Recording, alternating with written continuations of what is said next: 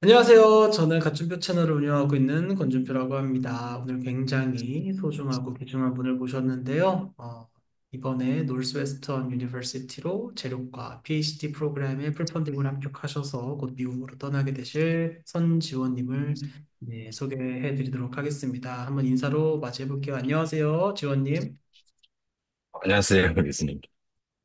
반갑습니다. 간단하게 어떤 분인지 소개 부탁드릴게요. 네, 저는 숭실대학교 기계공학부의 석사과정을 이번 학기에 마무리하고, 미국에서 노스웨스턴 재료공학부에 합격을 해서, 박사과정을 나가게 되는 선지원 학생입니다.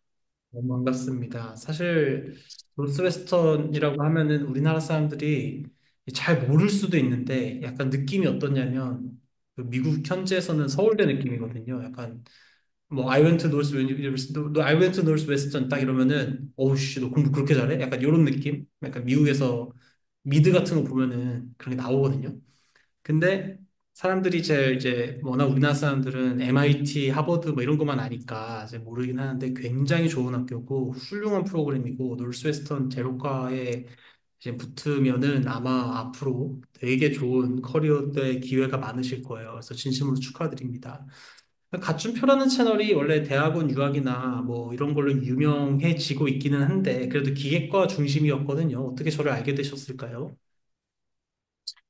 일단 제가 전공을 되게 어려워했었는데, 이렇게 고체육학이나 이런 거 간단하게 검색하면 교수님 동영상이 많이 나오더라고요. 또 제가 짧게 짧게 이렇게 보고 하면서 또 제가 그 당시 유학에 관심이 있었는데, 이게 타고 타고 들어가니까 유학 관련해서 멘토링을 해주셔서 약간 인생의 지침서처럼 좀 이렇게 라디오처럼 틀어놓고 샤워하고 있었습니다. 그래도 좀 들으면 도움이 되긴 했었나 봐요. 너무 도움되죠. 얘기해 주니까 감사합니다. 어떤 분인지 되게 궁금한데 또 학부가 또 들어보니까 숭실대학으로 했었어요. 그래서 숭실대라고 하면은 사실 유학을 그렇게 많이 갈 수 있는 학교는 아닌 것 같은데, 그러니까 갈 수 있다 없다라고 얘기하기보다는 보통 재학생들이 이제 별로 유학에 관심이 없는 경우가 많을 것 같은데 좀 특이한 케이스인가요, 본인이? 네, 일단 저희 학년에서는 아마 제가 최초일 것 같고요. 아마 제 위로는 이제 뭐 UC 얼바인, 프린스턴 이런 곳에 가 계신 분들이 계셔서 뭐 한 두 회에 걸쳐서 한 명씩 나오는 것 같습니다. 훌륭하네요. 아까 UC 얼바인하고 두 번째 학교가 뭐라고 하셨죠?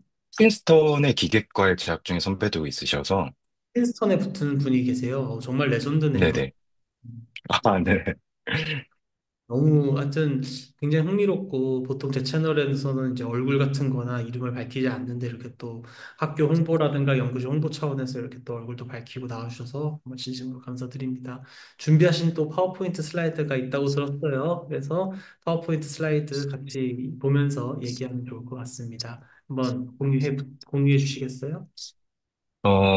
짧게 다시 소개하면요. 저는 숭실대학교 기계공학부의 컴퓨테이셔널 사이언스 아티피셜 인텔리전스 레버리토리에서 석사과정을 마무리하고 있는 선지원 학생이라고 합니다. 제가 이번에 운이 좋게도 노스웨스턴 재료공학과에 붙게 되어서 이렇게 멘토링하게 됐는데요. 많은 사람들이 노스웨스턴이 너무 모르실 것 같고 저희 부모님도 모르시더라고요. 그래서 얘기를 살짝 드리면 노스웨스턴은 일리노이주 에반스턴에 위치한 되게 최상위권 학교 중에 하나고요. 그리고 학부생보다 대학원생이 더 많은 좀 독특한 구조를 가지고 있습니다. 그리고 뭐 내셔널 유니버시티 랭킹에서는 대략 6위 정도. 그리고 재료공학과는 노스웨스턴이 재료공학과를 최초로 설립한 학교로 알고 있는데요. 그렇다 보니까 재료공학과 순위는 되게 높게 2에서 4위 정도 하고 있고요. 그리고 이게 노스웨스턴 홈페이지를 보니까 되게 유학 준비하시는 분들한테 좀 좋은 기회일 것 같은데 학교생들에게는 대부분 금액을 커버해주고 학교 자체를 방문해서 2, 3일 정도 일정을 함께하는 프로그램이 있더라고요. 그래서 또 유학 준비하시는 분들이 이렇게 공짜로 시카고 한번 가봐야겠다라는 생각을 했을 때 노스웨스턴 좋은 학교가 될 것 같아서 알려드리고자 합니다. 네, 그렇고요. 혼자 여행도 붙어야 갈 수 있는 거죠. 뭐 훌륭한 또 학생이니까 또 그런 기회도 가질 수 있는 거고. 재료공학과를 최초로 만든 학교인지는 몰랐지만 아까 말씀드렸다시피 노스웨스턴이라고 하면 정말 정말 정말 좋은 학교고 또 미국이 사실 문제가 시골인 곳이 많거든요. 학교가 이제 막 아무것도 그 미들 오브 노웨어이라고 해서 정말 아무것도 없는 논과 밭에 정말 캠퍼스 타운으로 되어 있는 곳이 많은데 이렇게 시카고라든가 아니면 뭐 보스턴, 샌프란시스코, LA 이런 식으로 약간 도시를 끼고 있는 학교들 같은 경우는 랭킹을 떠나서 살기가 조금 더 쾌적하고 좋을 수 있어요. 이게 박사과정 할 때 연구 분야가 중요하지, 지도 교수가 중요하지, 이렇게 얘기하는 사람들이 있는데, 사실 박사과정도 어떻게 보면은 진짜 삶의 일부거든요. 5년에서 7년 정도를 생활해야 되는 건데, 그 긴 시간 동안 혹시라도 본인이 이렇게 도시 같은 곳에서 지내야지 뭔가 삶이 조금 좀 숨통이 트이고 좀 재미를 느낄 수 있다라는 사람들은 지원하실 때 꼭 이런 것들도 지리적인 요인도 고려를 하셔서 지원을 하면 좋겠어요. 한 가지 질문이 있는데 합격생에게는 네. 좋은 금액을 커버해 준다라는 얘기는, 그러니까 이 말은 풀 펀딩 오퍼를 받을 때 1년 차나 아니면 전 그 PI한테 먼저 주는 게 아니라 디파트먼트 차원에서 주는 건가요? 아니면 어떤 식인가요? 일단 저 같은 경우는 제가 PI가 아직 정해지지 않았는데요. PI한테 따로 연락이 없는 것도 그렇고, 또 노스웨스턴 비지팅 요 관련해서 홈페이지에 나와 있기를 이게 본인들이 비지팅하는 게 PI 고르러 오라는 게 아니다. 그런 느낌으로 적혀 있더라고요. 그래서 아마 디파트먼트 차원에서 준 것 아닐까 생각하고 있습니다. 오피셜 어드미션 레터에 보면은 이 네네. 펀딩 오퍼가 있고 막 스타이펜드나 뭐 이런 게 있을 텐데 거기 네네. 1년 차에는 주고 2년 차부터는 PI가 줄 거다 뭐 이런 문구가 명시되어 있나요? 아니면은 그냥 아, 풀 펀딩으로 되어 있나요? 그 2에서 5년 차까지는 R이나 T식으로 그 금액을 충당할 수 있을 거라고 적혀 있었습니다. 아, 오케이, 오케이. 그러면은 이런 식이네요. 1년 차 때는 디파트먼트에서 어드미션 커미티에서 뽑은 친구들을 일단은 다 풀펀딩으로 지원해주고, 2년 차부터는 랩이 배정돼서 RA 차원으로 주는 건데, 거의 웬만하면은 노스웨스턴은 그런 식으로 보니까 이제 풀펀딩이 거의 이제 보장이 되는 그런 케이스인 것 같습니다. 제가 이 말씀을 왜 드리냐면은 유학 네. 준비하는 중에 펀딩이 갑자기 끊기거나 교수님이 펀딩이 없어서 뭐 TA를 해보라는 식의 그런 식으로 막 얘기를 많이 하는 경우도 있는데 그게 나쁘다는 게 아니라 어쨌든 뭔가 재정적으로 대학원 프로그램에서 탄탄하게 지원해 줄 수 있다라고 하는 거는 장점이고 또 이 학교가 사립이에요. 사립이 미국은 돈이 많습니다. 우리나라는 또 이게 제일 좋은 대학 이러면 뭐 다들 이제 뭐 서울대, 뭐 카이스트 다 어떻게 보면은 국립대 성격을 띠고 있고 실제로 국립대라서 여러분들이 잘 느낌이 안 올 텐데 미국은 사립대는 진짜 돈이 많고 사실 사립대가 어떻게 보면은 국립대랑 다른 또 모습이 또 있어서 굉장히 여러분들이 지원하실 때 이런 부분도 참고를 하시면 좋습니다. 들어가기도 굉장히 어렵고요. 그래서 다시 한번 축하드려요. 너무너무 프레스티지어스한 프로그램에 합격을 하신 것 같습니다. 자, 정말 진심으로 축하드려요. 예, 다음 장 부탁드릴게요. 네. 제가 오늘 말씀드릴 내용을 좀 크게 두 분류로 나누면 개인 연구 분야랑 제가 유학 준비 관련해서 제 백그라운드를 어떻게 퍼스널 스테이트나 아니면 뭐 스테이트 오브 퍼포스 뭐 이런 데 녹여냈는지 이런 것들에 대해 말씀드릴 것 같고요. 일단 제가 시뮬레이션 재료과학을 하고 있는데 기계과 자체에서 이것이 좀 메인 포커스는 아니라고 생각해서 이 부분 관련해서 조금 말씀드리고자 이런 내용을 좀 집어넣습니다. 그래서 아마 연구 발표할 때 좀 지겨우실 수 있는데 이거 뒤에 지나면 뭐 유학 준비 관련 내용은 좀 재밌을 테니까 네, 이렇게 좀 집중해 주시면 좋을 것 같고요. 네, 바로 연구부터 말씀드리겠습니다. 저는 아까 말씀드렸다시피 컴퓨테이셔널 사이언스 앤 아티피셜 인텔리전스 랩에 있고요. 여기 줄여서 CSAI 랩이라고 하는데 저희 지도 교수님께서 랩을 이렇게 소개하는 거에 대해서 허락을 해주셔서 잠깐 가볍게 말씀드리면 저희 연구실에서는 재료과학을 위한 뭐 어떤 머신러닝 툴이나 딥러닝 툴들을 디벨롭하고 또 그것을 이용하는 연구를 많이 진행하고 있고요. 그리고 저처럼 시뮬레이션 위주로도 많이 하는 친구들이 있는데, 뭐 DFT나 MD, 그리고 요즘에 FEM 쪽에서 되게 관심을 가지시는 것 같은데, 이쪽 이런 컴퓨테이셔널 툴을 사용해서 재료의 소재를 파악하는 연구를 중점적으로 하고 있습니다. 그리고 또 근래에는 이런 컴퓨테이셔널 툴을 사용하기 위해서 그 개의 에너지 서페이스를 모사하는 어떤 인터어토믹 포텐셜이라는 것이 중요한데, 이걸 인공지능 기반으로 디벨롭하는 과정을 하고 있습니다. 이런 연구를 진행하고 있고요. 그래서 저희 연구에서 가장 중점적으로 많이 하고 있는 거는 하이스로프 컴퓨테이셔널 스크리닝이라 해서 되게 다양한 수의 물질들 중에서 정말 소수의 좋은 물질들을 특정한 기준을 가지고 걸러내는 연구를 많이 진행하고 있고요. 네. 그리고 또 이런 AI 같은 것들을 사용할 때 초기에 성능이 안 좋을 수 있는데 이걸 어댑티브 러닝 같은 방식을 적용하면은 되게 성능을 높이면서도 좋은 물질을 빠르게 찾을 수 있습니다. 이런 연구를 진행하는 연구실이고요. 전 이 중에서도 DFT, 양자역학 기반의 시뮬레이션이 DFT와 또 뉴토니안 기반의 시뮬레이션이 모레큘러 다이내믹스를 좀 중점적으로 연구하고 있고요. 그리고 또 하나 하고 있는 거는 제가 이놀가닉 물질뿐만 아니라 어떤 프로틴 같은 물질에 대해서도 AR을 사용해서 이런 물질들의 물성을 밝히는 연구를 진행하고 있습니다. 그래서 DFT가 되게 낯설 수 있을 것 같습니다. 그래서 기획과 친구들한테 DFT를 어떻게 설명할까 하다가 요 H 푸사이는 E 푸사이랑은 이런 되게 간단해 보이는 방정식을 푸는데요. 이때 이 방정식을 풀 때 요 푸사이와 푸사이 사이에 어 이게 둘 다 행렬인 값입니다. 그래서 그 행렬을 풀 때 되게 컴퓨터 시뮬레이션이 많이 요구되는데 이때 뭐 슈퍼컴퓨터를 사용하지 않으면 아마 풀기 힘들 정도로 되게 많은 양의 계산 코스트가 필요로 합니다. 근데 이렇게 복잡한 방정식을 풀었을 때 저희가 얻게 되는 결과는 어떤 물질의 전자적인 특성이나 에너지 관련한 특성을 알 수 있는데요. 이런 특성들이 저희가 거시 세계에서 보이는 기계적 물성이라든가 이런 것들에 영향을 끼치기 때문에 이런 시뮬레이션으로 그런 물질들의 특성을 연구하고 있고요. 또 그 모레큘러 다이나믹스 네. 값사이가 무슨 값이라고 했는지 잘 안 들린 것 같은데. 아, 네. 잘 안 들렸군요. 아, 푸사이가 행렬 형태로 돼 있기, 그 행렬 푸사이가 좀 형태, 행렬 형태다. 네네. 그렇죠. 예, 네, 맞습니다. 맞습니다. 알- 그, 네.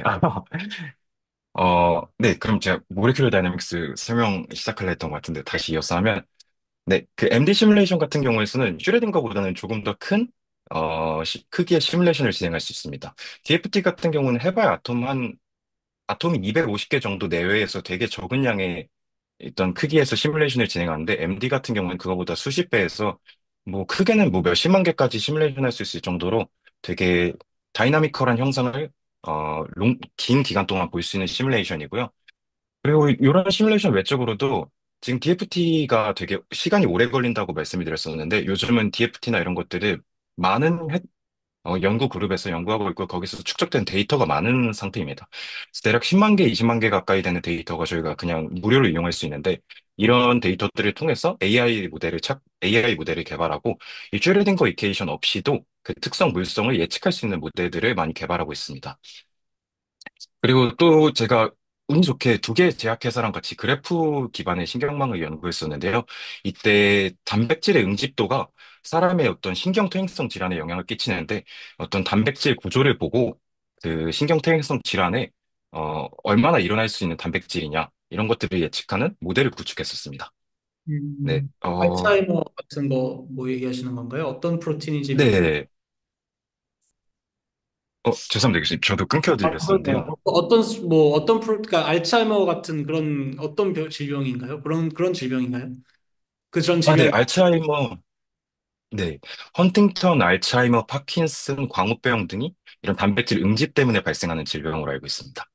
그래서 이제 아밀로이드 뭐 이런 거 하시면서 하는가 보네요. 근데 그 이제 사람들이 잘 모를 거예요. 이 DFT-MD라는 게 기획과에서도 많이 하는 연구 분야이기는 한데 뭐 제가 사실 이런 연구 분야를 하는 분인지를 알고 모신 게 아니라 그냥 모시다 보니까 또 이런 연구를 하고 계신 분인 것 같아요. 그래서 저도 잠깐 이제 프로틴 MD를 좀 했던 사람인데 이게 좀 낯섭니다, 사람들이. 왜냐하면 컴퓨테이셔널 시뮬레이션이라고 하면 보통 사람들에게 익숙한 그림이 뭐냐면은 이렇게 뭐 자동차가 어디를 박았을 때 이게 막 프레임이 어떻게 찌그러지고 뭐 이런 거가 좀 이제 익숙하실 텐데 이 레벨은 어떤 거냐면은 이제 그러면 이제 뭐 현대자동차에서 자동차 시뮬레이션을 해가지고 이 자동차가 얼마나 튼튼한지를 보는 게 일단은 거시적인 뭐 매크로스코픽 단위의 시뮬레이션이라고 한다면은 여기서 얘기하는 마이크로 다이나믹스라고 하는 몰레큘러 다이나믹스라고 하는 거는 뭐 그냥 비유적으로 하자면은 그 프레임과 프레임을 연결해주는 그 볼트 하나하나를 좀 그냥 공부한다. 그러니까 이런 느낌입니다. 그러니까 바퀴나 핸들 수준도 아니라 그냥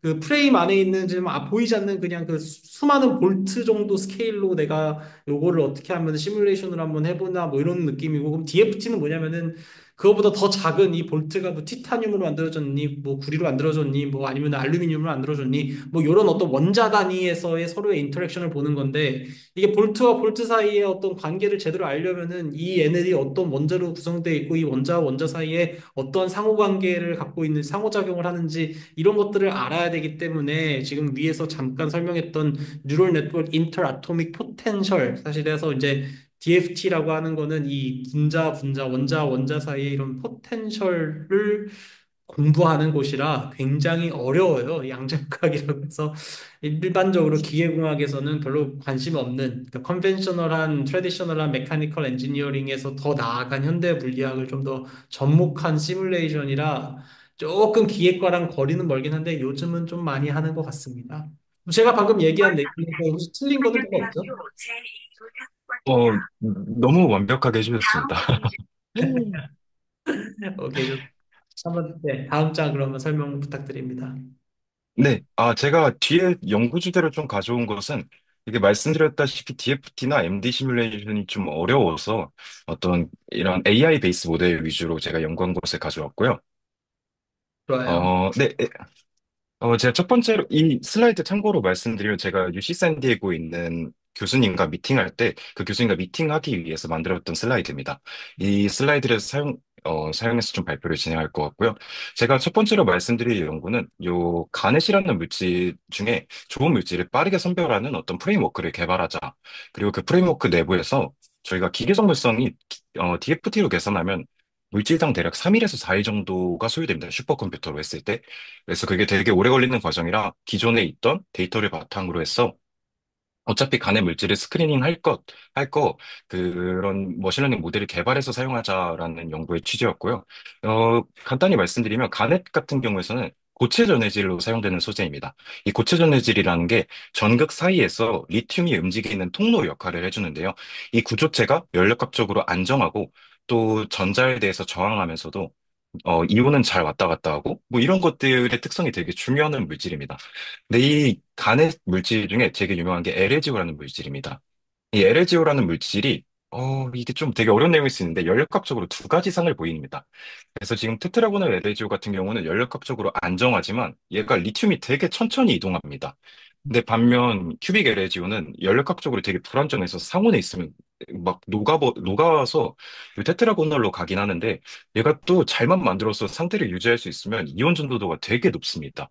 그래서 되게 유망한 소재를 뽑히는데, 사람들이 되게 큐빅 LGU만 많이 연구하더라고요. 근데 제가 보기에는, 이온 전도도도 중요한데, 애초에 만들어서 합성해서 분해돼 버리면 좀 안 좋은 거 아닌가라는 생각을 해서 테트라고넬 페이스 LGU를 연구하게 됐었습니다. 그때 이 물질의 이온 전도를 개선할 수 있는 이런 연력학적 안정성, 전자전도도 같은 것을 개선할 수 있는 방법으로 저는 다른 원소들을 넣는 도핑 전략을 좀 택했었고요. 그래서 요 도핑을 되게 많이 해서 5,000개 물질의 가상 물질을 만들었습니다. 그리고 이 친구들이 DFT 계산해서, 포메이션 에너지, 이게 연력학적 안정성을 나타내는 인자인데, 이게 0보다 낮으면 연력학적으로 안정하다고 합니다. 이런 기준을 적용해서 물질들을 점점 수를 줄여나갔고요. 또 밴드캣 같은 경우에서는 얘가 아까 리튬이 움직이는 통로라고 했는데, 사실 전자는 외부 도선을 따라서 움직이게 됩니다. 근데 이 외부 도선을 따라서 움직여야 될 전자가 리튬하고 같은 채널로 움직이다 보면은 이 리튬이 이온에서 어, 염 형태로 바뀌게 됩니다. 그러면은 이 리튬 채널을 막아서 이 친구가 되게 성능의 저하가 발생하는데 이렇기 때문에 밴드객 같은 것도 기준으로 스크리닝을 했고요. 아마 이제 기계과 친구들한테 좀 도움이 될 만한 부분인데 뉴먼과 몰로라는 과학자가 만들어낸 법칙에 따르면 또 시어 모듈러스가 8.5 기가파스칼보다 고체 전해질이 더 높은 값을 가지고 있다면 음, 저 리튬이 막혀서 생기는 현상인 덴드라이트가 좀 억제된다고 알려져 있습니다. 그리고 또 벌크 모듈러스와 시어 모듈러스의 비가 물질이 브리틀하냐, 덕타일하냐를 나타내는 인자인데, 요게 1.75보다 높으면은 이게 덕타일한 특성이거든요. 근데 전극이라는데 요 전해질이 붙어 있으면은 이 전극이 크기가 이렇게 변했다, 줄었다, 막 이럽니다. 근데 그 전해질이 덕타일하지 않으면 얘가 크기가 변할 때 잘 붙어있질 못하거든요. 그래서 이 덕타일리티를 보장하기 위해서 1.75보다 큰 값을 사용해서 보통 스크리닝을 진행합니다.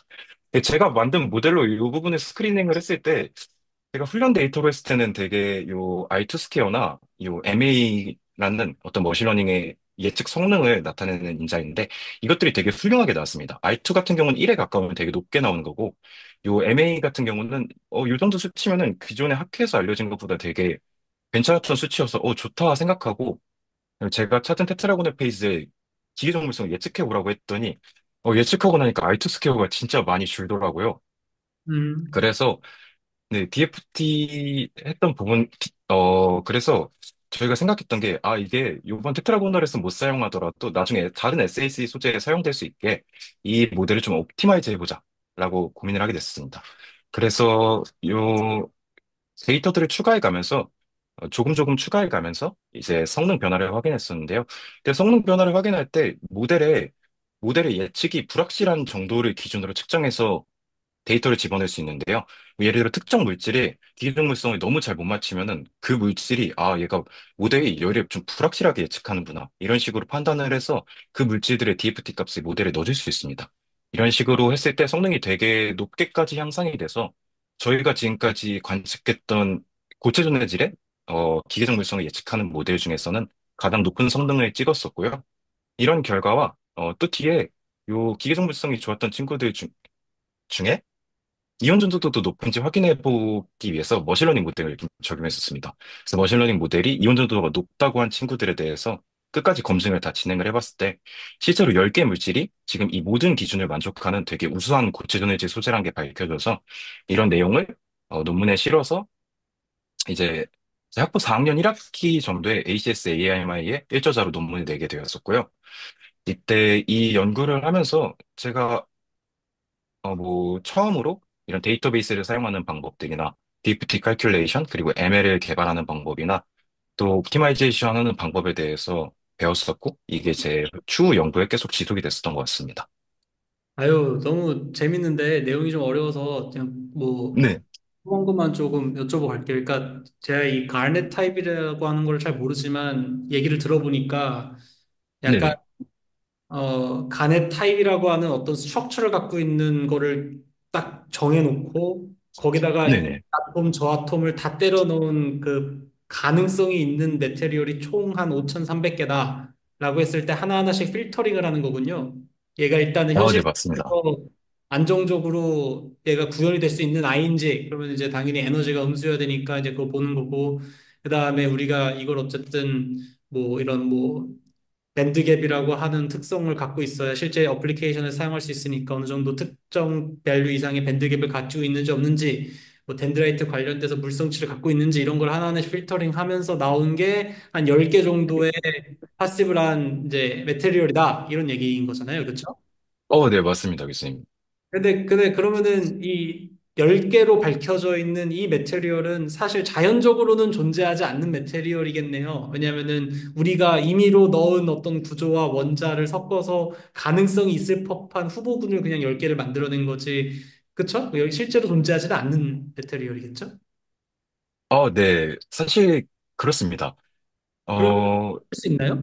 만약 이런 정보를 알았어요. 그러니까 이러한 네. 덕분에 만들어낼 수 있는 거를 그러니까 예를 들면 이런 거잖아요. 그러니까 아 나는 뭐 좀 빨리 달렸으면 좋겠는데 코가 길어가지고 뭐 저기 있는 물건도 좀 잘 닿았으면 좋겠고 몸무게는 좀 가벼웠으면 좋겠고 점프도 좀 잘했으면 좋겠고 이러면은 뭐 약간 캥거루, 치타, 코끼리가 합쳐진 물건이 딱 맞다라고 했는데 사실 그거는 존재하지 않는 거니까 제가 궁금한 거는 이렇게 머신러닝으로 막 계산돼서 나온 어떤 특정한 어떤 딱 어떤 재료가 실제로는 존재하지 않는데 이런 것이 밝혀지면은 예를 들면 그런 게 있을 수 있겠구나라고 하면서 이게 약간 합성을 할 수 있는 약간 이런 식으로 되는 건가요?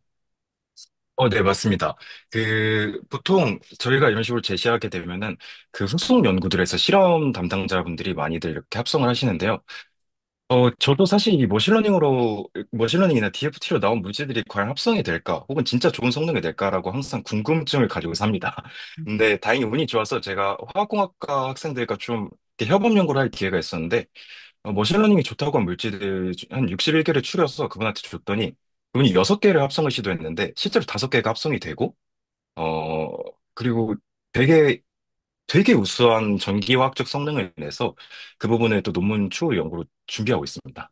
그러니까 왜냐면은 그런 게 트렌드인 것 같아요. 재작년부터 이제 뭐 버클리 시더랩에서도 그 로봇이랑 이런 거를 같이 이용해가지고 오토마이제이션으로 돌려가지고 그러니까 LLM으로 뭐 레시피 체크하고 그걸로 파시브라는 레시피랑 재료들 먼저 후보군 정한 다음에 관련돼 있는 온도나 파라미터 정해서 합성시키고 이게 되는지 안 되는지 보고 막 이런 거를 하는 걸 보니까 이런 연구가 확실히 뭔가 정말 되고 있는 것 같은데 이제 제가 궁금한 거는 약간 너무 좋은데 이게 어떻게 보면은 가능성이 있는 연구인가 하는 의문점이 항상 있어요. 근데 이제 방금 얘기해 주셨던 것처럼 이게 정말 뜬구름 잡는 그런 매테리얼을 소개하는 게 아니라 실제로 정말 의미가 있는 정말 합성이 가능할 수 있는 정말 우리가 몰랐었던 것뿐이고 정말 자연 속에서 우리가 발견하지 못했던 것뿐이지 이론적으로는 충분히 구현 가능한 어떤 물질을 만들어낼 수 있다. 그리고 그거를 AI로 되게 쉽게 찾아낼 수 있다라고 한다고 하면은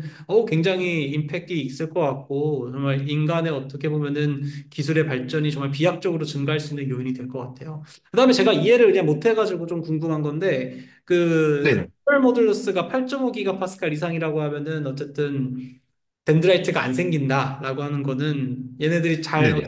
단단하니까 그만큼 덴드라이트가 침입하기가 좀 어렵다는 취지로 이해할 수 있을까요? 뭐, 왜 시얼 모듈러스가 8.5 기가파스칼 이상이면은 덴드라이트가 잘 안 생기는 건가요? 제가 그냥 궁금해가지고요. 아, 이게 이게 제가, 이게 사실 이 논문을 쓴 지 되게 오래돼서 정확히 기억나지 않지만 이게 괜찮아요. 그냥 일단 궁금해요. 네, 이 값이 리튬 메탈의 2배 값인데요.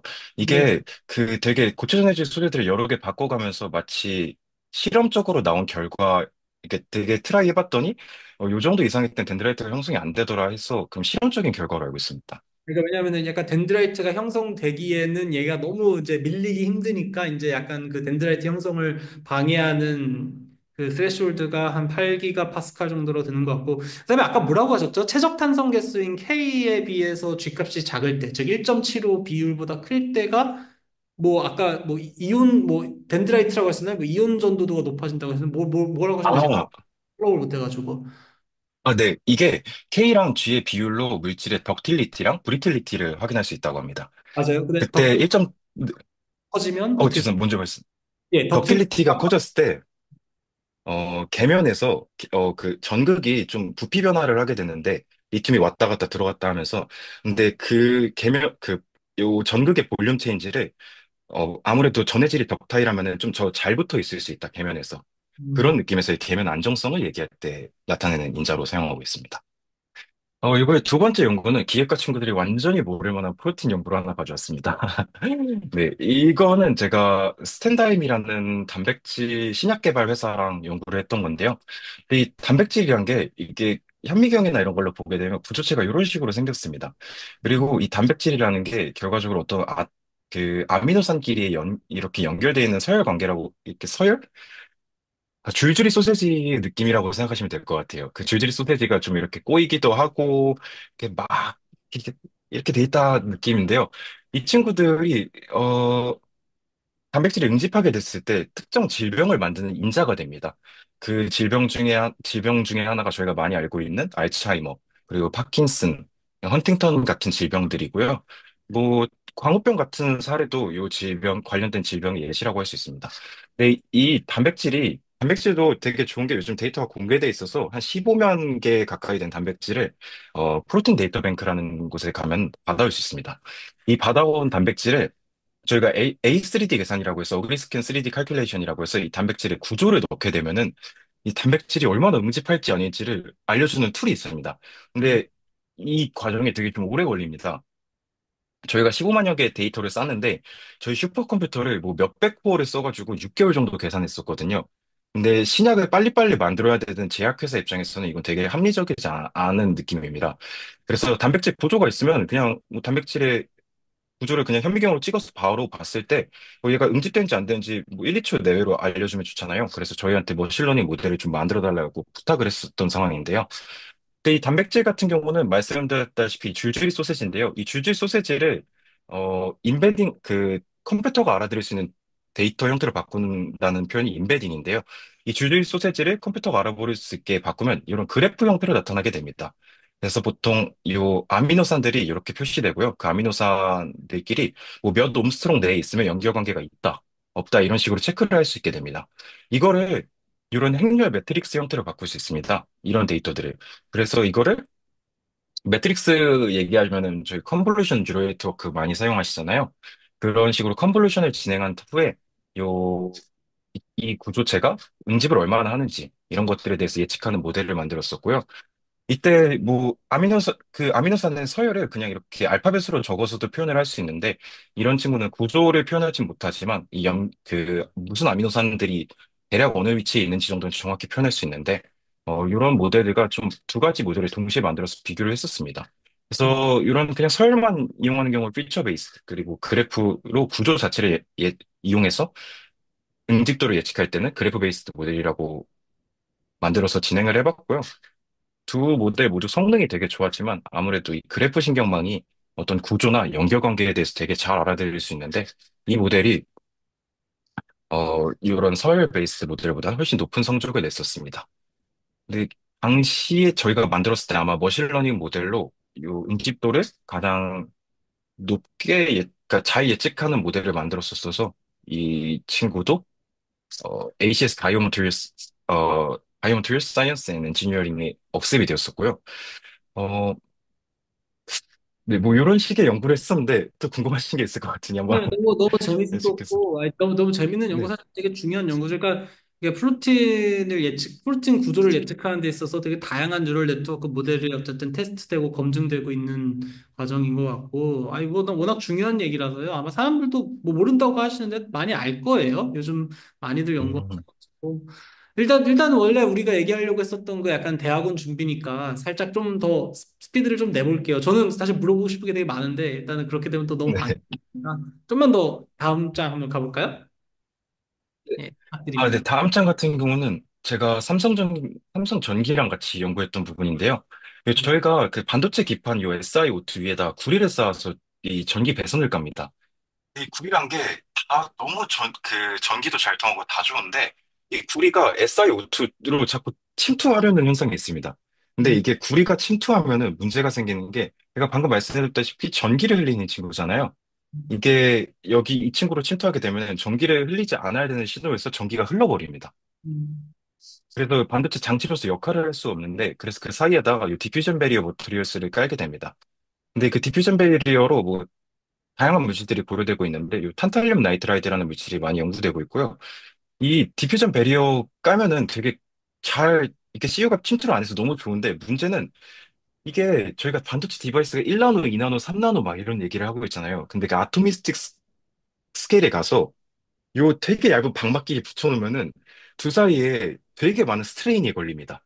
음, 이 스트레인 때문에 이 계면 성능이 원래는 잘 붙어 있던 애인데 이 실제 오퍼레이션을 해서 이 전류가 흘러서 이 SiO2가 살짝 이렇게 좀 이렇게 늘어나거나 하면은 이 각막이 버티지 못하고 떨어져 버립니다. 탄탈륨 나이트라이드가. 그러면 이 CU 자체랑 연결이 안 돼 있는 거랑 똑같아서 얘도 똑같이 성능을 못 내는데요. 저희 그 삼성 전기 쪽에서 모레큘러 다이나믹스로 얘네 인터페이스가 잘 붙어 있는지 이런 것들을 좀 체크해달라는 연구를 부탁해서 같이 진행을 했었고요. 요 말씀드렸던 스트레인에 대한 그림인데 요 아토믹 사이즈에서는 되게 얇은 방막을 붙였을 때 요 둘 사이에 라티스가 다를 때 이런 식의 아톰에 스트레인이 걸리게 됩니다. 음, 이런 그림을 좀 가져와서 좀 설명을 드렸고요. 저희가 했던 거는 스티어드 모레큘러 다이나믹스 시뮬레이션이라고 해서 모레큘러 다이나믹스의 좀 아주 독특한 분야 중 하나인데요. 얘가 스티어드라는 게 저희 운전할 때 이렇게 스티어위를 돌리듯이 얘가 유도하다라는 느낌이에요. 그래서 원자가 특정 방향으로 움직이게 할 수 있게 유도를 할 수 있는데요. 아마 학생들 보기 편하기는 오른쪽 그림이 가장 좋을 것 같습니다. 밑에가 CU, 그리고 위에가 탄탈륨 나이트라이드 방막인데요. 둘 사이에 임의로 힘을 줘서 플링 테스트 하듯이 이렇게 잡아 뗄 수 있습니다. 그때 측정되는 힘 값을 측정할 수 있고요. 이 측정되는 힘이 당연히 높다면은 그 계면은 되게 많은 되게 어디션이 잘 돼 있는 특성을 가지고 있다고 얘기할 수 있잖아요. 그런 식으로 힘과 워크를 측정했었고요.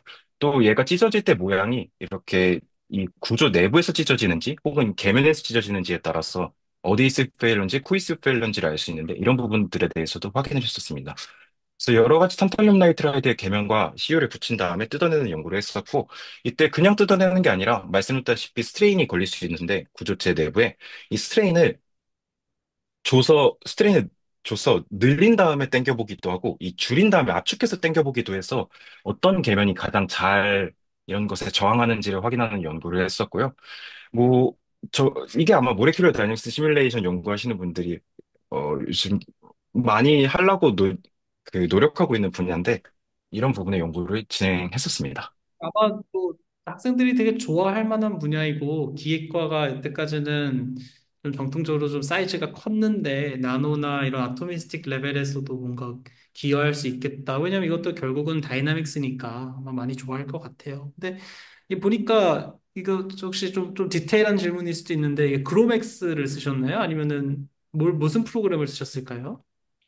저희는 램스를 좀 많이 사용하고요. 그렇죠. 당연히 램스를 썼겠죠. 그러면은 제가 네. 궁금한 거는 램스 관련돼서 포텐셜 같은 거는 이미 잘 규명이 돼 있나 보죠? 이런 굴이나 이런 어떤 새로운 그 아까 뭐 인터페이스에 넣는 물질이나 이런 것들 관련해서요. 이게 되게, 어, 좋은 질문 하셨습니다. 사실 이 부분 내용을 뺐었는데, 어, 그냥 어려울까 봐 궁금해서 뺐었는데, 물어보는 거예요. 예, 그냥 궁금. 근데, 아까 말씀드렸다시피 머신러닝 포텐셜이라고 해서 머신러닝으로 어떤 포텐셜을 이렇게 디벨롭할 수 있는데요. 이때 저희가 이런 CU나 이런 탄탈륨 나이트라이트 데이터를 모은 다음에 머신러닝을 훈련해서 그렇게 피팅을 해서 사용을 했었습니다. 그러니까 다만 이게 DFT랑 음, 네, 잘 들었습니다.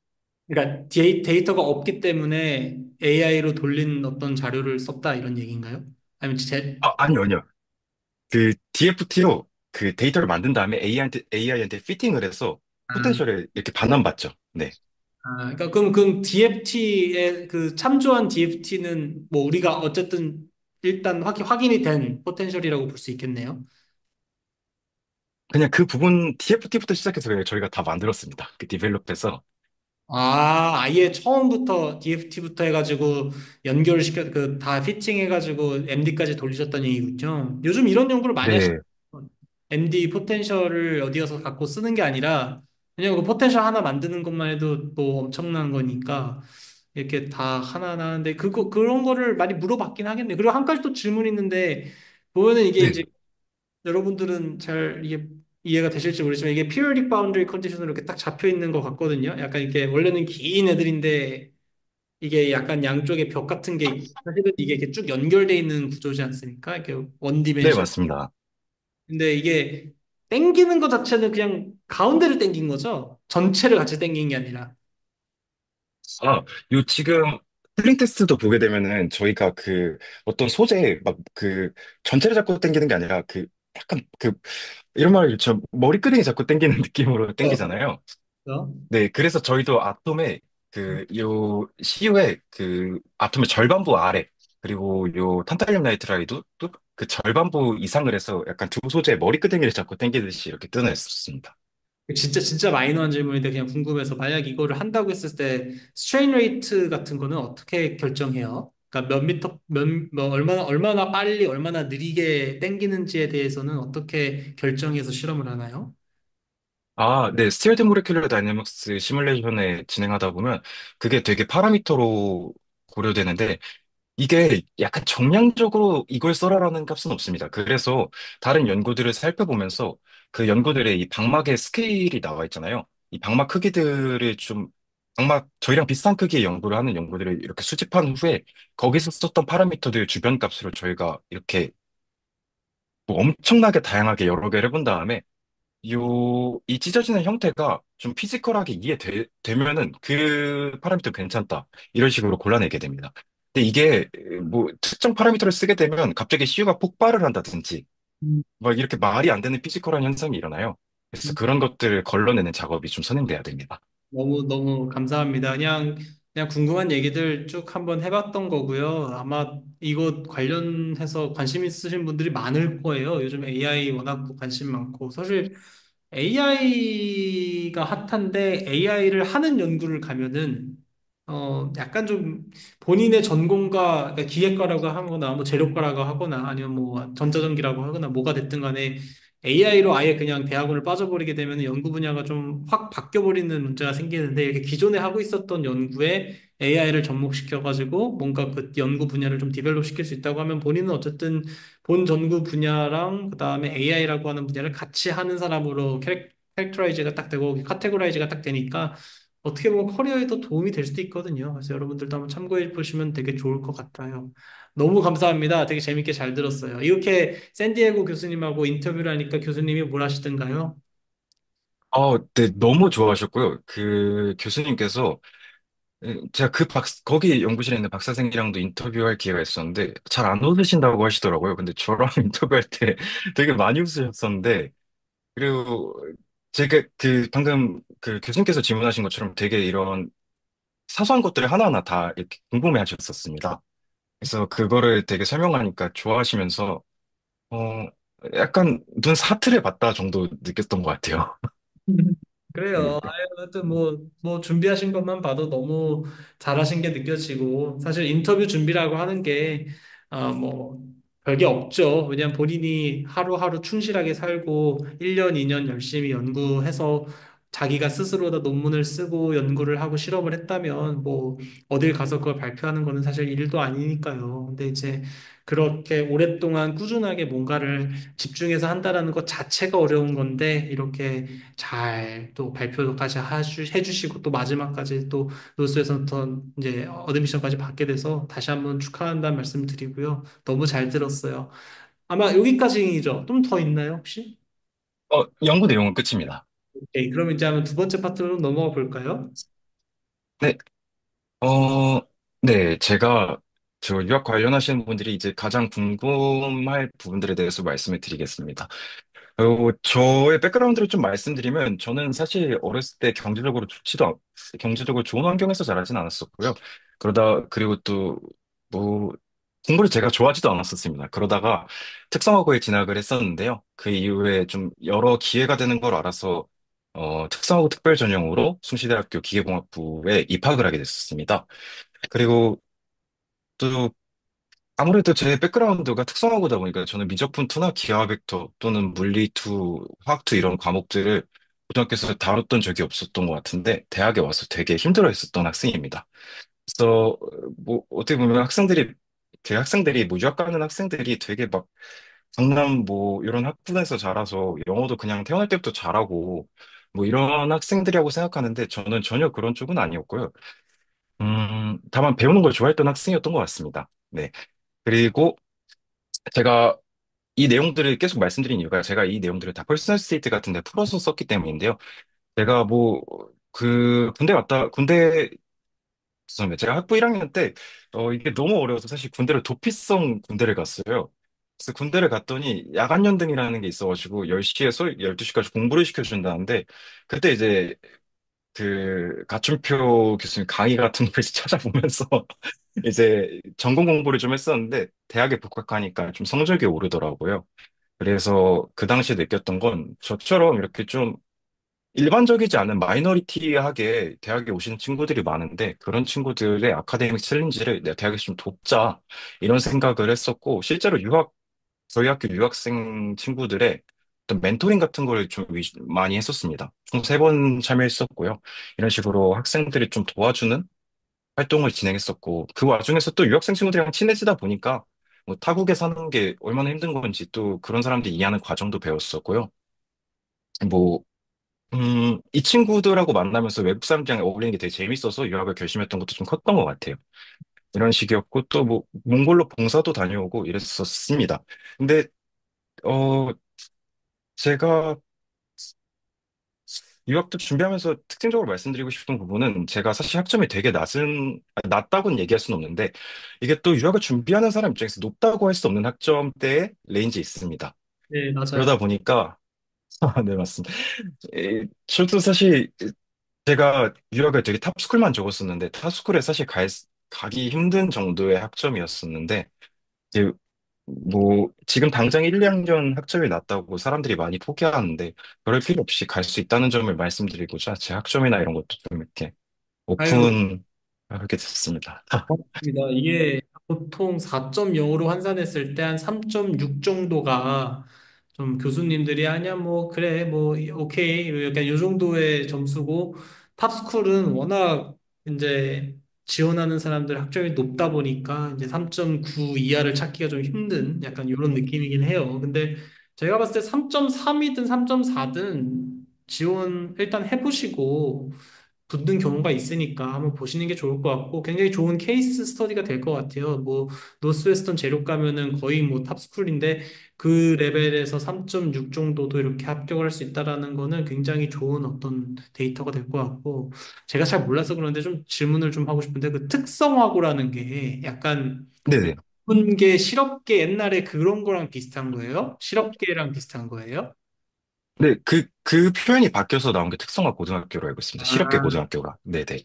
원래 실업계 고등학교가 이제 특성화고로 해서 원래 이걸 했는데 본인이 좀 어쨌든 공부를 좀 해야겠다 싶어서 이제 일반적인 인문계에서 애들이 가듯이 이제 숭실대학교로 진학을 한 케이스죠. 네, 맞습니다. 그러면은 혹시 특성화고에 맨 처음에 갔을 때는 정말 그냥 중학교 때는 공부 잘 안 하고 일반적으로 그냥 애들하고 놀고 이런 거 좋아하는 그냥 학생이었고 딱히 진로에 대해서는 깊게 생각을 안 했으니까 일단은 돈 벌고 싶다 아니면은 좀 일을 해서 뭔가 좀 하고 싶다 이런 생각으로 이렇게 들어간 거라고 생각해도 될까요? 네, 맞습니다. 제가 왜 이런 얘기를 드리냐면은 굉장히 비슷하거든요. 네네. 이 방송을 보고 있는 분들도 대부분 대학생일 텐데, 사실 대학생분들 같은 경우는 빨리 졸업해서 취업하고 싶으신 분들이 많거든요. 근데 빨리 맞습니다. 졸업하고 취업을 하겠다는 게 사실 어떻게 보면은 뭔가 돈 벌고 싶으니까 빨리 사회로 나간다 이런 욕심인데, 이거랑 좀 비슷하다고 보시면 돼요. 대학원 같은 거 가고 이러는 게 사실 당장은 여러분들이 쉽게 선택을 못하는 진로이긴 하지만 한번 고민해 보면은 참 의미 있는 활동이 될 수 있으니까 공부를 좀 많이 진지하게 좀 해보면 좋겠다는 생각이 좀 들고 그 다음에 아까 제 강의를 들었다고 근데 실제로 제 강의를 들으신 거예요? 그 유튜브에 그 몇 개 이렇게 짜집기로 올라오잖아요.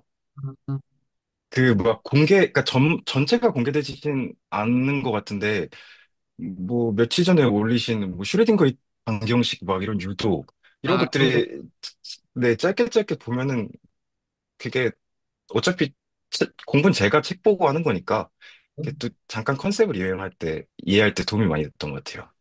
하여튼 너무 좋게 너무 감사합니다. 그리고 제가 꼭 포인트를 잡고 싶은 게 뭐냐면은 그러니까 이게 SOP에 혹은 퍼스널 스테이트먼트 이게 다 들어와 있는 내용인데 사실 학생들이 이제 그런 질문을 많이 한단 말이죠. 이제 SOP나 퍼스널 스테이트먼트에 뭘 써야 되는지 모르겠다. 이런 얘기를 많이 하시는데 이 글짓기가 아니거든요. 뭐 에세이도 마찬가지. 사실 좋은 글이 나오려면 평소에 좋은 생각을 해야 되는 거고요. 평소에 좋은 생각을 많이 하려면은 평소에 좋은 경험을 많이 해야 돼요. 간접 경험이 됐든 직접 경험이 됐든. 근데 우리 학생분 같은 경우는 어쨌든 본인이 이러한 삶을 갖고 있잖아요. 뭐 누가 봐도 막 엘리트 이런 건 아니지만 어쨌든 하나하나 자기가 부족한 것들을 채워가면서 한 단계 한 단계 발전하면서 뭐 특성화고에서 시작해서 벌써 지금 노스웨스턴 박사과정까지 이렇게 올라오는 이 스토리가 있는데 그 과정에서는 남들에게 이렇게 베풀어주고 도와주려고 하고 공부하고 이런 모든 내용들은 그냥 내가 몇 달 정도 고민해가지고 SOP를 써야지라고 해서 나오는 얘기는 아닌 거고 평소에 본인이 어떠한 가치와 철학을 갖고 어떻게 실제로 삶을 살았는지가 그냥 있으면은 그냥 그거 재료들 잘 섞어가지고 SOP랑 PS 쓰는 거거든요. 그래서 유학 준비하시는 분들은 뭐 이미 늦었다고 생각하지 마시고 이런 것들을 미리 하십시오. 그러니까 저 같은 경우도 원래 이렇게 남 도와주고 봉사활동하는 거 되게 좋아해서 고려대학교에서 석사할 때도 매주 그 어린이집 같은 데 가가지고 이제 석사 같은 거 하고 그랬거든요. 그 봉사 같은 거 하고 그랬거든요. 그래서 그런 것들이 다 또 들어가니까 이런 것들을 좀 신경을 많이 썼으면 좋겠습니다. 그냥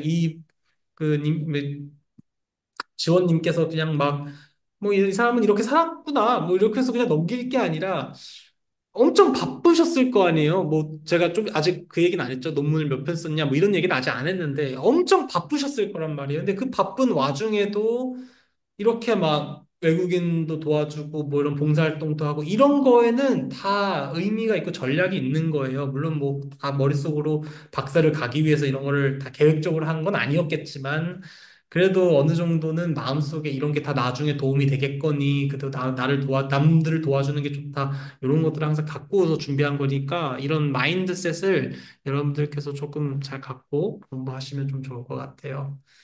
예, 너무 좋습니다. 혹시 제가 뭐 좀 첨언하실 게 있으실까요? 이 부분에 대해서? 어, 일단 너무 완벽하게 설명해 주셨는데요. 그, 제가 조금 보태서 말씀드리고 싶은 거는, 학교에 되게 다양한 프로그램들이 있다는 걸 되게 학생들이 잘 모릅니다. 근데 그 학교마다 그 프로그램을 학교 홈페이지에서 홍보를 합니다. 뭐 예를 들어 외국인 유학생을 도와준다든가, 글로벌 몽골로, 그러니까 몽골로 봉사를 간다든가, 이런 것들이 다 학교 홈페이지에 나와 있는데, 각각의 학생들이 너무 바쁘다 보니까 이런 것들을 많이 못 보는 특성이 있어요. 그래서 유학을 준비하는 학생이면 학생일수록 학교 홈페이지를 좀 많이 보고 나에게 기회가 될 만한 것, 그리고 또 내가 남한테 선한 영향력을 끼칠 수 있는 그 활동이 있으면 이제 열심히 지원해봐라 라는 얘기를 좀 하고 싶습니다. 고맙습니다. 좋은 얘기 정말 감사합니다. 한번 다음 장도 가보죠. 네, 어, 제가 이 부분은 노스웨스턴의 퍼스널 스테이트 내용이고요. 이 아랫부분은 저의 너무 그 스페시픽한 내용이 담겨 있어서 이 부분은 좀 블러 처리했는데, 이 부분은 좀 그냥 말로 이렇게 풀어서 설명하도록 하겠습니다. 보통 대학의 퍼스널 스테이트를 적어라라는 칸에는 이 키워드를 좀 이렇게 추려보면 뭐 다이버스 백그라운드, 뭐 퍼스펙티브, 그리고 뭐 아카데믹 엑셀런트를 어떻게 달성했는지, 그리고 뭐 지적 커뮤니티에 어떻게 이렇게 기여하겠니? 그리고 이퀄리티나 인클루션 이런 것들에 대해 어떻게 고민하겠니? 이런 것들에 대한 키워드가 담겨야 되는데 제가 퍼스널 스테이트를 쓰기 전에 모든 학교의 퍼스널 스테이트 양식을 다 한 곳에 모아놓은 다음에 키워드를 좀 먼저 추렸습니다. 했더니 결과적으로 제가 쓸 수 있는 것들은 오버커밍, 그리고 이퀄리티, 인클루션, 다이버시티 정도의 내용을 담으면은 되게 퍼스널 스테이트로 완벽하겠다. 이게 뭐 그 정도 생각해서 글을 작성하기 시작했고요. 제가 오버커밍 같은 경우는 아까 말씀드렸다시피 특성화고 나와서 학부 1학년 때 공부가 되게 어렸었는데, 도피성으로 군대를 갔지만 그 와중에 시간을 사용해서 낮은 학점에서 높은 학점까지 갔다라는 내용의 이야기를 풀어서 1문단을 작성을 했었고요.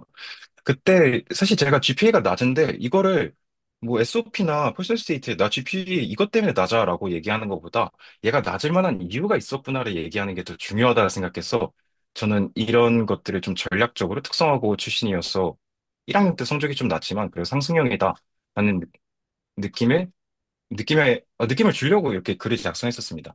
그리고 이퀄리티나 인클루션 같은 경우는 제가 유학생 도우미를 도왔던 것과 그리고 또 몽골에서 봉사활동을 했던 것들에 대한 경험이 있기 때문에 그걸 2문단, 3문단에 나눴었고요. 그리고 4문단 같은 경우에서는 죄송합니다. 이게 다이버시티까지 포함한 내용이네요. 네, 몽골하고 외국인 유학생이. 너무 네, 좋, 그리고 4문단 네, 예, 끝난 거 알겠습니다. 아닙니다. 예. 네. 사문단 같은 경우에서는 제가 공부를 못했지만 공부를 하는 것에 대한 재미를 느끼고 이런 공부라는 것에 대한 좀 욕망이 있는 학생이고 또 나는 되게 다양한 사람들과 만나서 그 사람들의 힘든 일을 돕기도 하고 또 이 사람들과 어울려서 새로운 아이디어를 짜내는 게 되게 좋다. 그래서 내 꿈이 미국 대학에서 교수하는 거다라는 식으로 이렇게 글을 마무리했고 그 와중에서도 그냥 단순히 교수가 아니라 나처럼 나나 아니면 내가 몽골에서 마주쳤던 사람 혹은 유학생들처럼 다양한 백그라운드를 가진 사람들이 모여서 각자의 문제를 해결할 수 있는 연구실을 만들었으면 좋겠다 이런 느낌으로 글을 풀어서 작성해서 퍼스널 스테이트를 완성했었습니다. 아유, 너무 네, 제가 이렇게 까만색으로 블러를 처리해달라고 했어요. 원래 이 지원님께서 이런 것들을 다 공개를 해서 학생분들에게 좀 도움이 됐으면 좋겠다라고 먼저 제안을 해주셨는데 제가 그냥 해달라고 했어요. 왜냐하면은 일단은 모든 관련된 이제 작성하는 데 필요한 내용들은 유튜브에 제가 잘 정리해가지고 이렇게 영상으로 올려드리지만 이 안에 있는 정보는 솔직히 이렇게 그냥 무료로 주기에는 너무 이거는 값이 너무 있다. 이거는 그냥 주면 안 된다. 정말 궁금한 사람들이 와서 이거는 구매할 게끔 하는 게 저는 좋다라고 생각을 했고 아마 우리 지원님의 유학 패키지라든가, 그다음에 인터뷰를 했을 때 어떠한 자료를 인터뷰를 했는지, 그다음에 어떤 마인드로 준비를 했는지 이런 상세한 내용들을 아까 뭐 이렇게 모든 퍼스널 스테이트먼트 관련된 내용들을 하나에 정리해서 이렇게 막 키워드 정리했고 뭐 이런 과정들을 다 하나하나 담아서 이제 가춤표 전자책으로 이제 판매를 하려고 하고 있어요. 그래서 여러분들이 그거를 굳이 안 사셔도 아마 이 영상만 봐도 이 정도로 이렇게 준비해서 연구하고 요 정도로 이렇게 키워드 잡아가지고 쓰고 1문단, 2문단, 3문단을 이런 식으로 배치를 하면은 되겠다만 알아도 제가 봤을 땐 충분하거든요. 그러니까 그 정도로 여러분들께서 이해를 해주시면 좋겠고 그 와중에도 좀 더 궁금하다. 정말 이분이 한 문장 한 문장을 정말 어떻게 썼는지도 궁금하고 이런 것들이 나한테 되게 중요한 참고가 되겠다라고 하시는 분들은 이 가춤표 홈페이지 들어오면은 여기 전자책 구매할 수 있게끔 설명이 되어 있으니까 거기로 오셔가지고 구매를 하시면 될 것 같습니다. 그래서 원래는 지원님께서 이거를 되게 오픈을 하고 싶으셨는데 제가 자본주의에 미친 놈이라서 무조건 안 된다라고 말씀드렸다는 점을 여러분들 좀 이해해 주시고요. 다시 한번 얘기하지만 굳이 사지 않으셔도 그냥 이 영상 하나로도 충분히 유학 준비하실 수 있으니까 너무 걱정 마시고 공부하셨으면 좋겠습니다. 훌륭하네요. 그리고 한 가지만 더 말씀드릴게요. 요즘 트럼프가 집권을 하고 있거든요. 즉, 집권했죠. 지금 2025년도라서. 그래서 지금 다이버시티 뭐 아니면 뭐 PC주의 이런 것들에 대한 말이 많아요. 그래서 사람들이 조금 맞습니다. 기존에 준비했던 이 다이버시티와 이러한 내용들이 이제 앞으로 어떻게 바뀔까에 대해서는 조금 뭐 사람들이 의견이 다른데 아마 다이버시티라고 하는 게 저는 되게 중요하다고 생각해요. 이거는 트럼프나 뭐 바이든이나 이런 정부에 따라서 결정되는 게 아니라 원래 저는 이 인간 사회라고 하는 거는 다양한 존재의 어떤 이 사람과 사람이 모였을 때 거기서 시너지가 나올 수 있다라고 창의성이라고 하는 건 다양한 어떤 사람들과의 교류를 통해서 나올 수 있다라고 저는 개인적으로 믿고 있으니까 다이버시티가 굉장히 중요한데 요즘 뭐 트럼프가 뭐 최근에 있었던 사고가 무슨 뭐 다이버시티라든가 이런 문제로 얘기해서 막 이런 정치적인 발언들 이런 것들은 여러분들께서 너무 깊게 고려를 안 하셔도 될 것 같아요. 다이버시티가 안 중요하다라고 얘기하는 사람은 없어요. 다만 제가 미국에 나가기 전에 한 2022년도 이쯤에는 한창 이제 이런 미국이 이제 다이버시티 이런 게 되게 중요했을 때는 실제로 프로포절 같은 거 리뷰하거나 이럴 때 너네 남녀 비율이 어떻게 되냐, 뭐 인종이 비율이 어떻게 되냐 이런 것들을 되게 깊게 물어봤었거든요. 이제 그런 것이 없어질 수는 있어요. 이제 새로운 정부가 되면서 정말 일 잘하는 거, 그다음에 정말 연구를 잘하기 위한 어떤 파라미터로 조금 더 중점적으로 리뷰가 될 수 있을 텐데, 저는 그렇다고 해서 다이버시티라고 하는 이 고려 요소가 정말 중요하지 않게 되지는 않을 거라고 생각하기 때문에 여러분들은 이런 것들을 잘 주의 깊게 보시면 되고, 혹시라도 뭐 내년부터 이런 내용이 빠져 있다. 그러면은 이제 한번 고민해서 늘면 늘고 안 늘면 안 늘고 이렇게 좀 고민하시면 될 것 같아요. 그래서 이렇게 얘기 잘 해주셔서 너무너무 감사드립니다. 다음 장 한번 가볼까요? 네, 다음 장 같은 경우는 제 CV 내용인데, 이쪽은 말씀하신 거랑 같은 내용을 좀 불러 처리를 했는데, 그래도 어떻게 작성했는지는 좀 보여주고 싶어서 CV를 왼쪽은 공개하겠습니다. 네, 제가 CV가 좀 여러 버전이 있긴 한데, 일단 간단히 투페이지 버전의 예시를 하나 들어드리면, 제 개인적인 생각에서는 SOP나 퍼스널 스테이트를 읽기 전에 CV를 먼저 스크리닝이 될 거라는 생각을 했었습니다. 그래서 이 부분 같은 경우에는 누가 볼지도 모르고 교수가 볼지도 모르고 커미티의 어떤 담당자가 볼지도 모르기 때문에 뭐 튀지 않고 담백하게 쓰는 게 제일 좋다고 생각하는 편인 것 같아요. 그래서 남이 싫어할지 좋을지 모를 때는 그냥 무난한 게 현명하니까 이렇게 튀지 않게 작성을 했고요. 어, 그런 의미에서 저는 CV는 재료가 좀 훌륭한 게 글을 현란하게 쓰는 것보다 중요하다라고 생각을 합니다. 뭐 예를 들어, 뭐 리서치 인터레스트에 뭐 진짜 이걸 문장으로 막 몇 문장 적어가지고 적는 사람들도 있는데, 어, 저는 좋아하진 않습니다. 그런 느낌을. 제가 누군가를 뽑아야 된다고 생각했을 때도 빠르게 보고 뽑는 사람은 항상 바쁜 사람일 테니 이렇게 빨리 쳐내기에는 이런 느낌의 간단한 시비가 좋을 것 같다 생각해서 좀 적었고요. 요 아까 퍼블리케이션을 살짝 물어보셨었는데 제가 토탈 10개 정도의 퍼블리케이션을 가지고 있는데 그중에 언더리뷰가 여기서 4개였었는데 지금 하나는 억셉돼서 3개가 됐고요. 그리고 지금 총 한 7편 논문 그리고 1저자가 4편 정도였던 것 같습니다. 그리고 좋아요, 네, 좋아요. 뭐 요런 네. 그 아마 이런 부분이 노스웨스턴에서 높게 평가했을 부분 같은데 그 논문 수가 많고 또 제가 운이 좋게도 되게 좋은 저널들에 많이 출간을 했었는데 그런 부분들 덕분에 아마 이렇게 뽑히지 않았었을까라는 생각을 합니다. 그러니까 네, 이게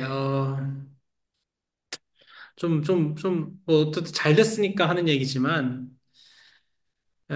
좀 뭔가 우리가 좀 부족하다 싶으면은 무기를 갖고 있어야 돼요.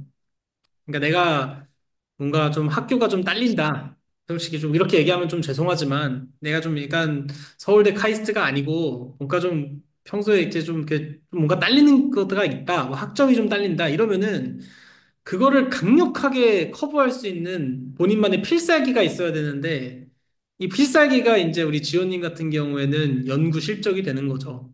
그래서 노스웨스턴에 가게 된 거예요. 솔직히 얘기하면 뭐 아까 뭐 어떤 연구를 했고 퍼스널 스테이트먼트에 뭘 썼고 뭐 봉사활동을 하고 뭐 이런 것도 다 중요하게 다 고려가 됐겠지만 제일 중요한 건 퍼블리케이션이 거의 7개에서 10개가 있었다. 이거를 보고 뭐 어차피 뭐 코리아든 연세든 숭실이든 그 알게 뭡니까? 성균관이든 걔네 아무도 모르는데 그냥 뭐 한국에 무슨 대학교 나왔네. 근데 학점이 그렇게 썩 높진 않은데 CV를 딱 보니까 이게 뭐야? 뭐 퍼블리케이션 왜 이렇게 많아? 이렇게 되는 거죠. 그럼 교수님이 이제 관심 있게 되는 거고 얘 뭐 했는지 이렇게 보니까 뭐 DFT, AI 뭐 이런 거 했네? 그러니까 뭐 한번 인터뷰나 해볼까 해서 인터뷰 해봤더니 말을 잘해. 실제로 얘가 다 한 것 같아. 좀 아는 게 있고 열심히 하는 것 같고 성격도 좋아 보여.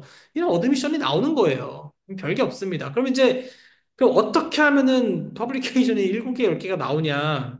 내가 봤을 때는 이게 재료라고 하는 특성과 시뮬레이션이라고 하는 특성이 결합돼서 굉장히 이제 좀 좋은 퍼포먼스를 낼 수 있었던 럭키한 케이스고요. 대부분의 유학 준비하는 사람들은 하나가 있나? 뭐, 그러니까 다이렉트 PhD를 가는 사람들 중에서는 워낙 다이렉트 PhD는 처음 어렸을 때부터 준비하는 케이스들이 많아서 한 두 개, 세 개를 갖고 있는 사람들이 오히려 있고요. 석사가 원래 학부 때는 뭐 내가 회사를 갈까, 대학원을 갈까 이런 거를 잘 못 결정하다가 한 4학년쯤 돼서 이제 학부 인턴을 하고 그다음에 석사를 2년을 해서 한 3년 정도 연구를 하면요.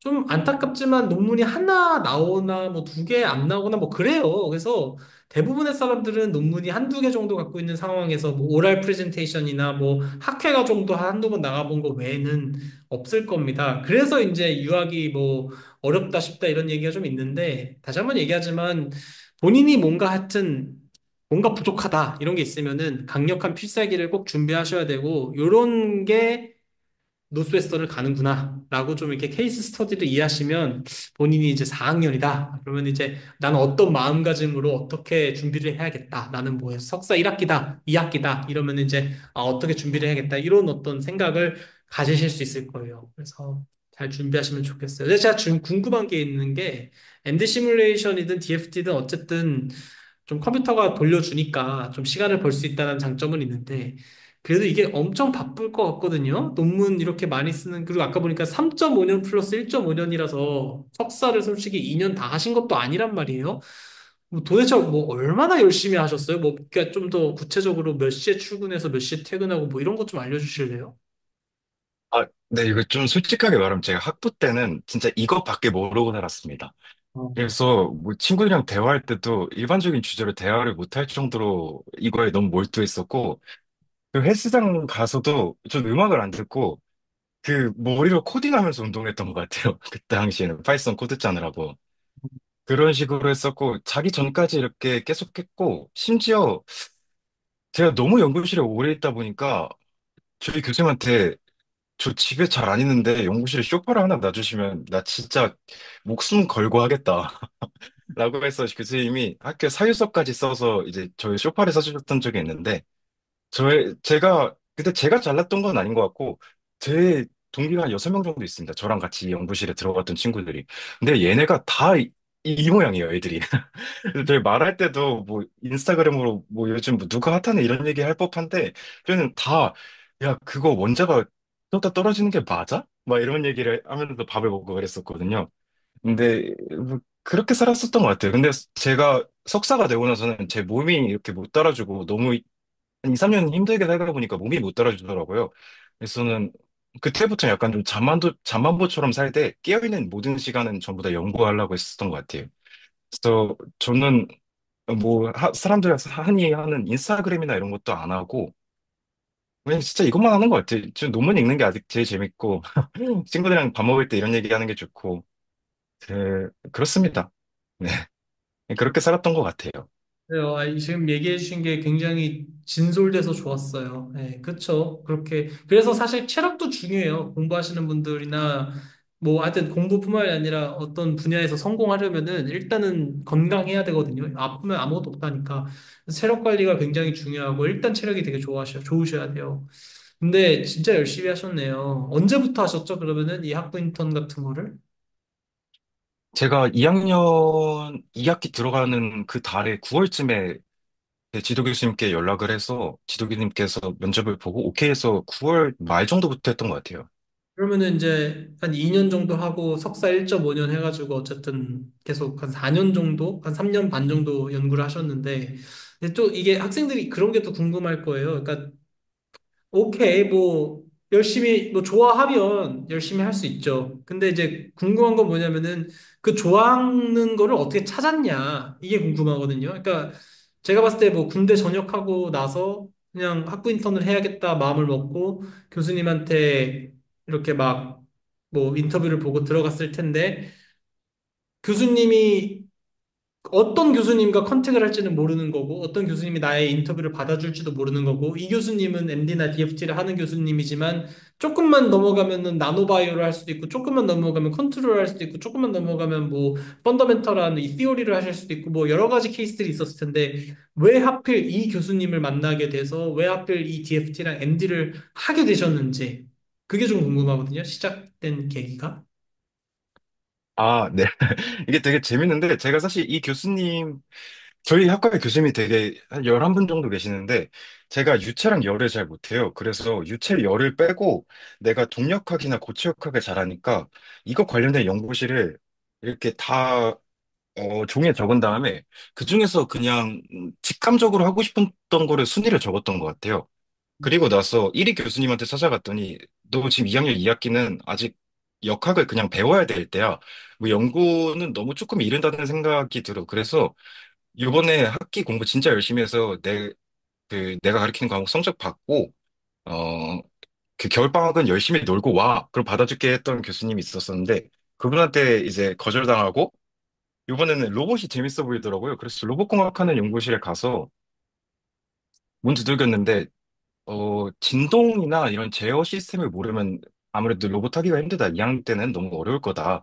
그래서 3학년 2학기 때 와라 해서 거절당했어요. 그리고 이제 지도 교수님이 민경민 교수님을 찾아뵀었는데, 그때 민경민 교수님 찾아뵀던 거는 민경민 교수님 그때 AI라는 키워드를 되게 수업에서 강조하셨었는데, 제가 때마침 그 방학 때 학교에서 하는 AI 캠프에 참여해서 파이썬 프로그래밍을 배웠었는데, 나 이거 프로그래밍 할 줄 아니까 해볼만 할 것 같은데 하고서 했는데 교수님이 그 당시에 사람이 없었어요, 저희 연구실에. 그래서 2학년이고 뭐고 이게 중요하지 않다. 들어와라. 해서 했던 것 같아요. 그래서 뭔가를 어느 정도의 순위만 정해져 있으면 그냥 이렇게 여러 군데 지원해보고 또 이게 평생 직업, 그러니까 평생 이것만 할 건 아니잖아요. 뭐 제가 MD 랩에 지원했다고 또 MD만 할 거 아니고 제가 뭐 노스웨스턴 가서는 실험할 수도 있고 이런 거 있으니까 이렇게 좀 다양하게 살 수 있으니까 그냥 학생들이 되게 내가 뭘 잘하지? 내가 뭘 해야 될지 이런 거 모를 때는 그냥 문을 두들겨 보고 직접 경험해보고 아 이게 안 맞네라는 걸 경험해 보는 게 되게 중요하다 생각해요. 그래서 그 본론으로 그 말씀하신 질문에 대한 답은 그냥 문을 다 두들겨 보고 받아주는 데 갔다. 다만 거기서 하고 싶었던 순위 중에서 한 3순위 정도 됐었다. 입니다. 만약에 본인이 1순위에서 연락을 너 역학 공부하고 와 이게 아니라 그래 한번 와라라고 했으면 또 그 연구도 굉장히 열심히 또 하셨겠네요 보니까 뭐 이 연구 아, 그쵸. 그러니까 많은 학생들이 예전부터 좀 수동적인 공부를 좀 해서 그런지 이게 뭔가 이렇게 짜여진 판과 차려진 밥상에서 밥을 먹는 거나 노는 거를 되게 익숙해 하는 것 같아요. 근데 사실은 그렇지는 않거든요. 그래서 근데 공부라고 하는 거는 뭐 A라는 분야가 됐든 B라는 분야가 됐든 C라는 분야가 됐든 다 비슷비슷한 거고 다 깊게 깊게 들어가면 결국은 수학으로 귀결되는 거고 사실은 물리랑 수학으로 귀결이 되는 거기 때문에 여러분들께서 조금 더 연구를 하고 싶다는 생각이 있을 때 너무 고집을 연구 분야에 대한 특정 분야에 대한 고집을 너무 부리면 오히려 좋은 기회인지도 모르고 이렇게 버리게 되는 경우도 있으니까 적극적으로 찾으시면 너무 좋겠다라는 생각이 참 듭니다. 말씀드렸다시피 CV가 이렇게 나왔는데 CV는 총 몇 장이셨어요? 그러면? 제가 2페이지 버전이랑 3페이지 버전으로 해서 만들었었습니다. 그래서 두 근데 둘 다, 네, 둘 다 내용은 똑같은데 이 줄 간격을 늘려서 보기 편하게 만들면 3페이지. 그리고 좁게 만들면 그냥 2페이지 이런 느낌으로 제작을 했었어요. 요즘 사람들이 트렌드가 확실히 간략하게 접는 게 트렌드인가 봐요. 그러니까 뭐 연구 관련된 것만 싹 담백하게 그냥 적었나 봐요. 그쵸? 네, 맞습니다. 오케이, 좋아요. 혹시 다음 장도 있나요? 다음 장은 그냥 SOP 내용인데요. 한번 해주시죠. 어, 이게, 이게 좀 제가 오래 한 것 같긴 하네요. 이게 짧게 그냥 괜찮으세요? 저는 괜찮은데, 괜찮으세요, 혹시? 너무 늦었나요? 제가 오후 4시 전에만 끝내야 됩니다. 그때 아, 친구랑 헬스장 가기로 해서, 네. 지금 몇 시, 오후 4시면 몇 시, 몇 분 남았나요? 그쪽 시간으로? 1시간 반 정도 나왔습니다. 1시간 반? 충분하네. 깜짝이야. 네. 근데 일단은 그 안에 끝낼 건데 너무 재밌어가지고, 그리고 공부하신 내용들이 다 너무 이렇게 귀감이 많이 드는 내용이라 제가 자꾸 오랫동안 시간을 끌고 있네요. 아유, 죄송합니다. 예, 근데 좀 부탁드릴게요. 아닙니다. 네. 네. 좋은 일 하는데 뭐 시간이야. 뭐 계속 써야죠. 네. 제 스테이트 오브 퍼포스 관련해서도 말씀을 드릴 것 같은데요. 일단 대부분의 스테이트 오브 퍼포스는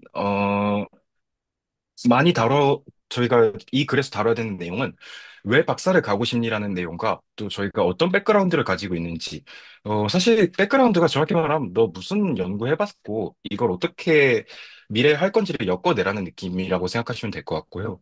그리고, 이게 되게 중요한데 학생들이 이 부분을 좀 많이 안 적습니다.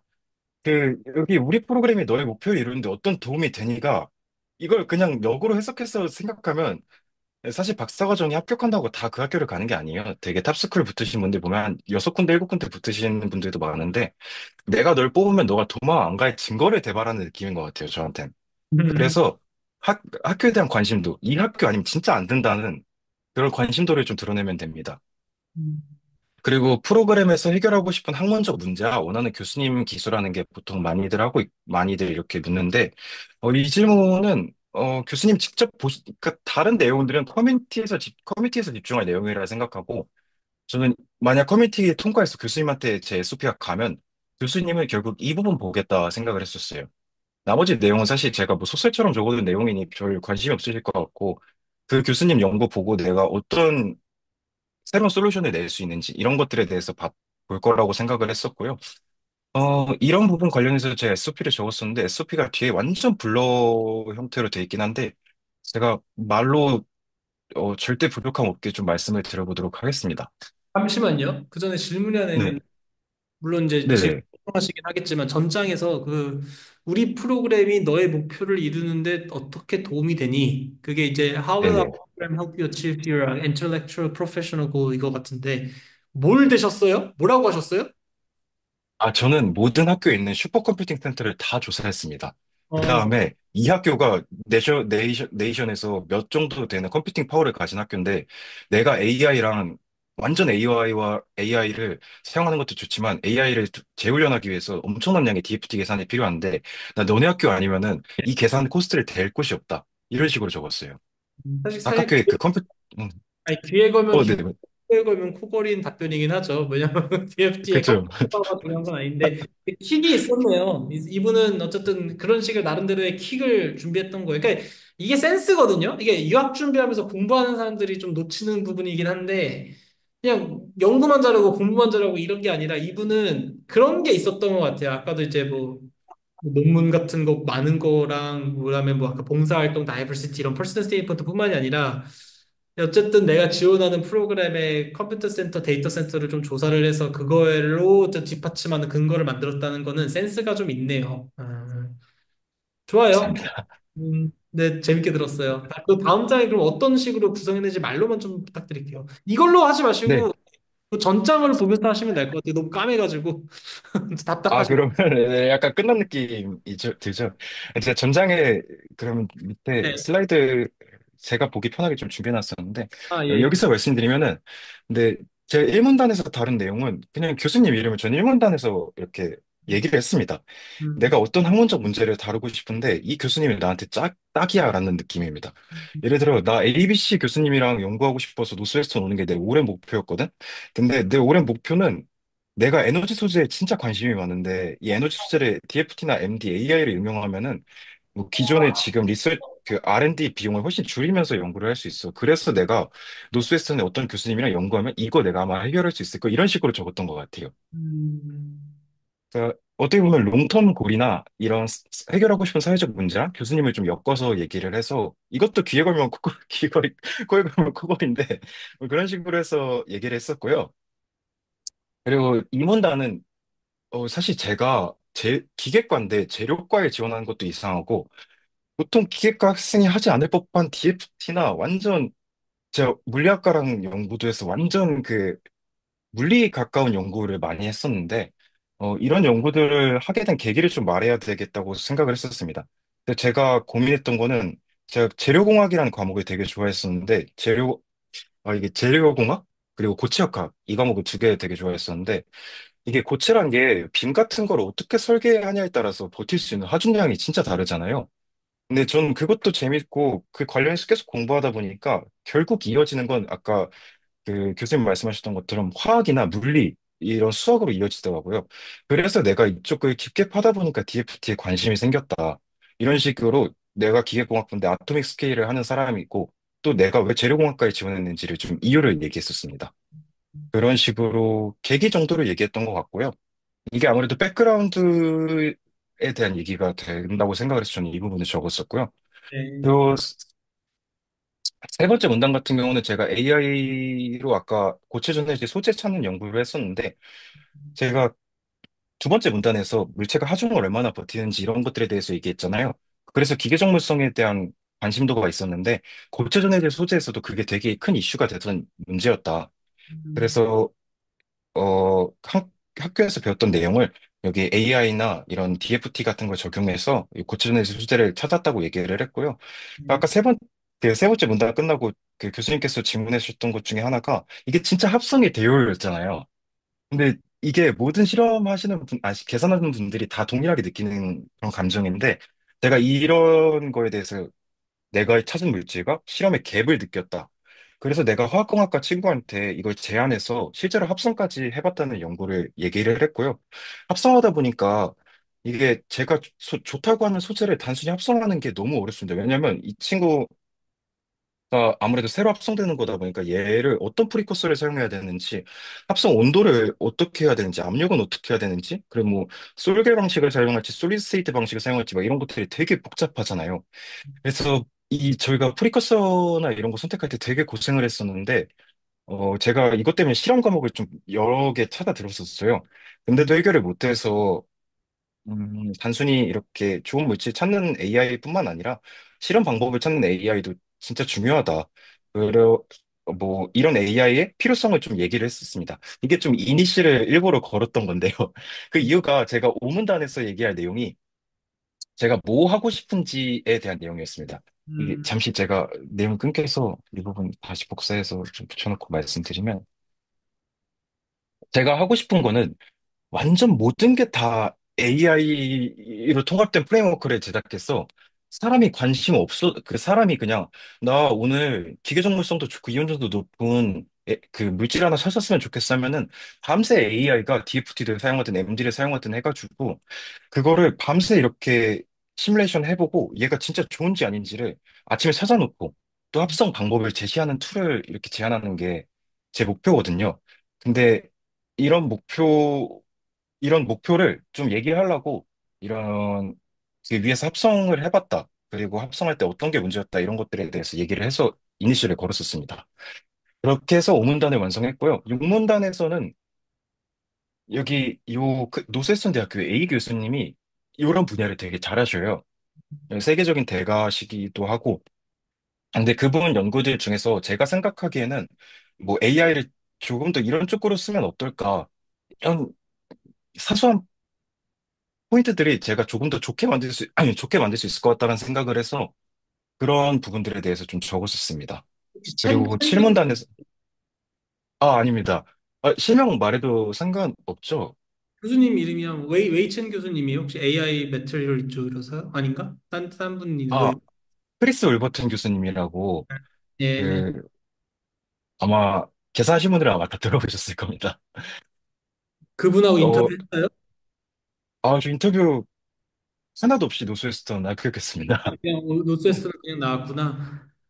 음, 아이고, 진짜 좀 힘들게 하시네. 참 대단하시네요. 제가 좀 섭섭했던 거는 제가 인터뷰 되게 하고 싶어가지고, 제가 집에서 때 일부러 혼잣말 하면서 인터뷰를 계속 연습했거든요. 뭐 생각할 때도 막 영어로 생각하려고 노력하고 이랬는데, 인터뷰 기회를 안 주고 합격해서 좀 섀도우 복싱 하다 끝난 느낌이었습니다. 근데 그 윤쌤 그 인터뷰 있는 거 아세요? AI 인터뷰 기능?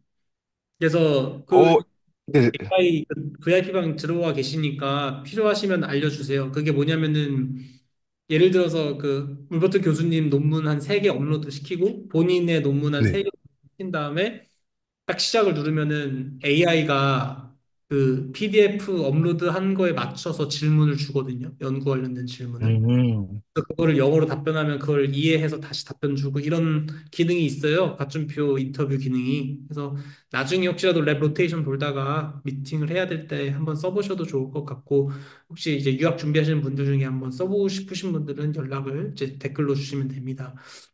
그다음에 네. 제가 미처 언급을 안 했는데 생각해보니까 기계공학부였는데 재료로 가네요. 그걸 보니까 이번에 네, 맞습니다. 다른 학교들은 어, 다 재료를 썼어요? 아니면 네. 기계공학이랑 섞어서 썼어요? 그 일리노이 얼바나 샴페인 하나를 제외하고는 다 재료로 썼고요. 사실 아마 교수님께서도 아시겠지만 이게 그러니까 박사를 바꿔서 가는 것이 교수 임용에도 사실 뭐 긍정적인 영향을 끼치진 않는 것 같습니다. 근데 제 꿈이 교수인데, 음. 근데 고민을 하다가, 한국에서만 교수할 것도 아니고, 미국에서 교수를 할 때는 이런 거 아예 신경 안 쓰는 것 같기도 하고, 또 그냥 제가 세계적인 연구자가 되면 되니까, 그죠? 뭐, 네, 이게 나한테 태클 걸 것 같진 않다. 오히려 내가 듣고 싶은 수업들 위주로 들을 수 있게 재료과 가자. 라고 해서 재료로 다 지원했습니다. 너무 좋은 거고 사실 나중에 뭐그 문제는 없을 거예요. 근데 한국은 아직까지 좀 보수적인 게 있는데 뭐 나중에 바뀌겠죠, 뭐. 그래서 괜찮습니다. 그리고 그 아까 그냥 잠깐 얘기 나오다가 제가 미처 질문을 못했던 건데 그 음, 연구실에 친구들끼리 막 같이 으쌰으쌰 하면서 연구 얘기만 하고 막 그런다고 했잖아요. 네, 맞습니다. 나머지 6명은 지금 뭐 하고 있어요? 어떻게 됐어요? 다 너무 잘 돼 있고요. 두 명은 연세대 박사 가기로 했고, 한 명은 카이스트 박사 진학하기로 했고요. 두 명은 대한민국의 배터리 최고 기업 중 한 아, 곳에 두 명 다 붙어서 갑니다. 이게 학부 인턴 때 친하게 지내던 6명이었나요? 아니면 석사 과정을 같이 했던 친구인가요? 이 친구들이 한 명을 제외고는 전부 다 석사까지 같이 진학을 해서 그랬구나. 저희 연구실에서 네, 아주 파워풀하게 연구했던 것 같습니다. 한 아, 명 한 명이 음, 제가 거기서 퍼포먼스가 가장 떨어진 학생이거든요. 사실 제 객관적으로 생각했을 때. 근데 그, 뭐, 제가 보기에는 나머지 친구들은 체력도 좋고 괴물들이었던 것 같아요. 뭐, 한 명은 에너지 드링크 하루에 3개씩 마시면서 잠을 안 자면서 연구하더라고요. 그 친구가 이제 삼성 이렇게 갔던 친구인데, 되게 제가 가장 퍼포먼스가 낮았었습니다. 그랬구나. 이게 네. 이렇게 숭실대학교 같은 경우는 아무래도 이제 박사를 하기에는 좀 부담스러운 학교가 아니진 않으니까 석사까지는 하면서 이제 넥스 커리어를 이렇게 밟아가는 식으로 연구를 하는데, 야, 그렇게 연구실원이 석사가 6명씩 돌아가면 연구실은 작진 않네요. 크긴 크네요, 거기도. 그죠. 사실 저희 때는 저희밖에 없었는데, 요즘 최근에 랩 후배님들 분들이 엄청 많이 들어오면서 랩 인원이 한 15명, 16명은 됐던 것 같아요. 다 이제 선배들이 잘 해놓고 그 길을 잘 닦아놨으니까 후배들이 잘 들어온 거겠죠. 아유, 하여튼 SOP 내용까지도 잘 봤는데 너무 좀 감사드리고 다시 한번 말씀드리지만 이게 원래 지호님께서 다 공개를 하고 싶으셨는데 제가 자본주의에 미친놈이라 제가 이런 건 무조건 팔아야 된다라고 얘기를 했고 이런 값어치 있는 것들은 공짜로 주면 오히려 안 된다 싶어서 제가 가춤표닷컴에 구하고 싶으신 분들은 구하실 수 있는 방법을 적어 놓을 테니까 여러분들은 참고해 주시면 좋겠고요. 한번 더 있나요? 그 지원님 또 있나요? 네. 이게 마지막입니다. 어, 제가 마지막으로 준비한 건 추천서였습니다. 좋아요, 좋아요. 네. 네. 저는 추천서를 제가 사실 기계과 출신인데 기계과 교수님한테 세 분 다 저희 학과에 너무 좋은 교수님들이 많지만 제가 기계과 출신 세 분한테 다 받는 거는 제가 재료과를 진학하는 데는 큰 도움이 안 된다는 생각을 했었습니다. 음, 그래서 제가 고민했던 건 당연히 지도 교수님은 기계과이시기 때문에 당연히 지도 교수님한테는 받아야 되지만 화학공학과나 제가 협력 연구했던 물리학과 교수님한테 받는 게 되게 좋을 거라는 생각을 했었고요. 이때 두 분께서 흔쾌히 써주신다고 하셔서 이렇게 작성을 부탁드렸는데 여기서도 좀 전략은 있었던 것 같아요. 제가 화학공학과 교수님한테 추천서를 받는데 이분이 저희 계산 능력을 칭찬하면 그건 좀 이것도 어폐잖아요, 말에. 그래서 차라리 제가 실험 장비나 실험 논문을 제가 되게 많이 읽는데 그리고 나서 그 미팅 같은 걸 하게 되면 제가 박사님한테 실험 장비나 이런 것들에 대한 해석을 제가 제 나름대로 해서 말씀을 드려요. 거기 자료를 보내주시면. 그래서 그런 것들에 대해서 얘기를 하고 또 박사과정생이 되게 저랑 3년 동안 너무 인터랙티브하게 친하게 지냈었는데 이분이 실험 합성하는 거 보조하러 와도 된다 해서 엑셀기 찍으러 가는 것도 같이 보고 뭐 이런 식으로 찾아다니면서 또 그분이 저한테 엑셀기나 뭐 템 이런 것들에 대한 전반적인 이론 같은 것들도 설명해 주셨었는데 뭐 그런 과정들에서 제가 실험을 아예 몰랐던 학생에서 이제는 실험과 뭐 AI 그리고 DFT 같은 계산들을 두루 설립할 수 있는 학생이다. 그래서 재료 쪽에서는 이 친구 되게 열심히 하고 이런 친구라 아마 뽑아도 괜찮을 것 같다는 느낌의 추천서를 교수님이랑 얘기하다가 교수님 그렇게 써주신다고 하셔서 오케이를 했었고요. 음, 어, 네, 물리학과 같은 경우는 이분이 그 특수연구라는 과목을 진행하십니다. 근데 그 특수연구라는 게 사실 이 교수님의 랩 학생들을 가르치기 위해서 만든 과목이고 그렇다 보니까 이름이 다른 학생들이 보기에는 이게 무슨 과목이야 싶은데 제가 그 당시에 DFT가 너무 재밌고 양자역학이 너무 재밌으니까 그 물리학과 커리큘럼을 그냥 다 검색을 하나하나 찾아봤어요. 그 커리큘럼 읽다 보니까 특수연구라는 과목이고 DFT네라는 생각이 들어서 양자역학을 미리 공부하고 그 교수님께 연락을 해서 가서 이 수업을 듣게 됐거든요. 음, 근데 제가 DFT를 객관적으로 물리학과만큼 잘하냐라고 하면 그건 아니잖아요. 그래서 어, 그 교수님과 얘기했을 때 너가 어려운 수식을 부담스러워하는 건 맞지만 너가 진짜 되게 적극적으로 하는 학생인 건 내가 아니까 이 부분을 어, 완벽히 모르지만 완벽히 알라고 노력하는 사람이다라는 느낌으로 적어주시기로 하셔서 이렇게 두 번째 키워드를 했고 이 완전 수학 같은 느낌의 물리학 느낌의 수업이었어요. 그러다 마지막에 여기서 배운 포논이라는 개념을 그 학생이 거기 연구실의 학생이 실제로 계산하고 그걸 어떻게 처리하는지를 발표했었는데 제가 발표 듣다가 제가 좀 자존심이 상했었습니다. 아니, 음, 이 친구들 이렇게 DFT 잘하는데 난 보여줄 게 없나라는 생각도 들기도 하고 해서 제가 그때 무슨 생각이었는지 모르겠지만 제가 그 교수님한테 교수님 이거 그 친구 끝나자마자 교수님 저희도 다음 시간에 3시간 발표해보겠습니다라고 얘기를 했어요. 근데 이게 너무 아무 필터 없이 나온 말이었는데 교수님 당황하시다가 오케이 했는데 그때 제 연구실에 동료 2명이 같이 수업 듣고 있었다가 얘네는 저 때문에 날벼락 맞아가지고 저희 셋이서 수업을 준비해서 3시간 동안 토론형으로 이 머신러닝 인터랙티브 포텐셜을 물리학과에서 어떻게 사용할 수 있는지에 대해서 발표를 했었어요. 세미나 형식으로. 음, 그때 약간 물리학과에서 되게 코딩도 잘하시고 아무래도 이런 머신러닝 인터랙티브 포텐셜은 잘 모르지만 DFT를 되게 잘하시는 분들이기 때문에 되게 깊게 질문을 했었는데 저희가 되게 다양한 방식으로 받아쳐냈었는데 이 부분 되게 기억에 남았던 것 같아서 교수님이 이 부분 적어주신다 하셨었고 그리고 이게 되게 서로 너무 좋았던 수업이라 이거 계기로 그 교수님과 협업 연구를 진행하는데 이 교수님께서 되게 연구도 좋아하시고 연구를 잘하시기도 하고 뭐 네이처 머티리얼스 같은 데 논문을 게재하실 정도로 되게 잘하시는 분인데 이 분한테 지금은 이제 코어 어드바이서로 제가 DFT를 배우고 있습니다. 그래서 이런 내용들을 작성해 주신다고 하셔서 이런 식으로 작성을 했었습니다.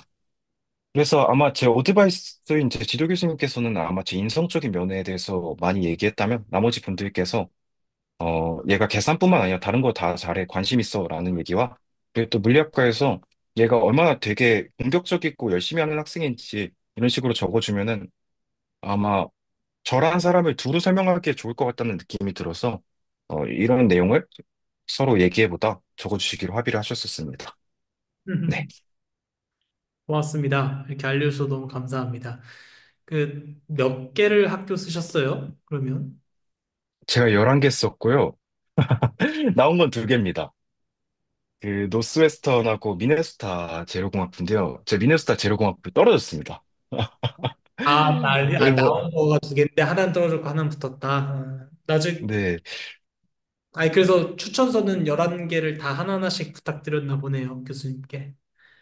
네, 다 부탁드렸었습니다. 아, 아, 오케이. 이거 갑자기 얘기 나온 김에 한 가지만 말씀드리고 싶은 게, 미네소타가 사실 약간 랭킹이 탑 20위 정도 되는 학교잖아요. 재료공학에서. 근데 제가 사실 여기 떨어지고 유학을 재수해야 되겠다는 생각을 했었는데요. 이게 음, 막상 붙어보니까 그거에 전혀 상관이 없던 걸.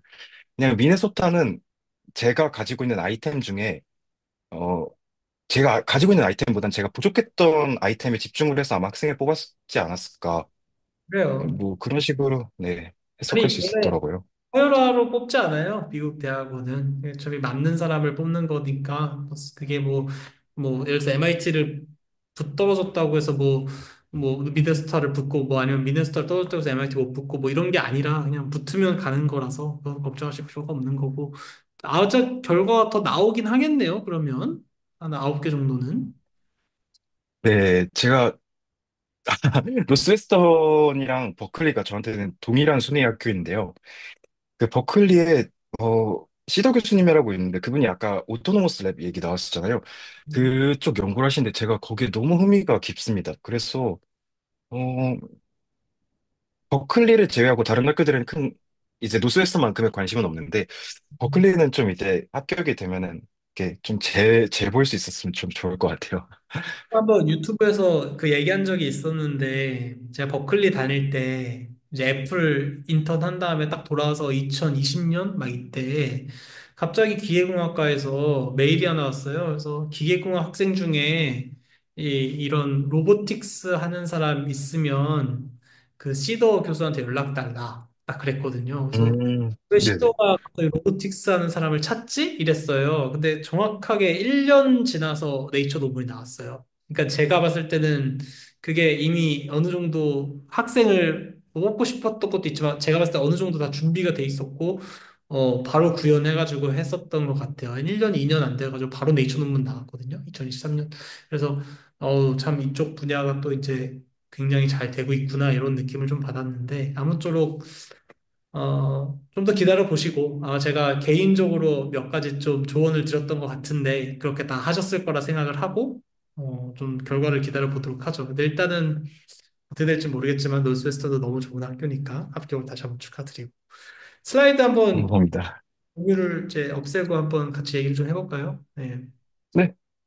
일단은 너무너무 이렇게 감사드리고, 어, 제가 그냥 좀 들으면서 궁금한 게 참 세상에는 다양한 사람들도 많고 대단한 사람들도 많은 것 같아요. 그리고 제가 되게 좋아하는 영상 되게 많은데 그중에서 이제 포항공대 영상 같은 경우는 사실 기억이 좀 많이 남아요. 오랫동안 그분이 좀 진정성도 많이 받고 그분이 어떻게 보면 했던 모든 것들이 어떻게 보면은 바이블 같은데 보니까 약간 또 다른 정석 교과서 같은 느낌이 드네요. 우리 지원님의 이 유학 준비 같은 게 약간 뭐랄까, 그 포항공대분 같은 경우는 좀 갖고 있는 게 많았어요. 외국에서 일단은 공부를 했었던 경험이 있고, 그 다음에 영어를 굉장히 잘했고, 어,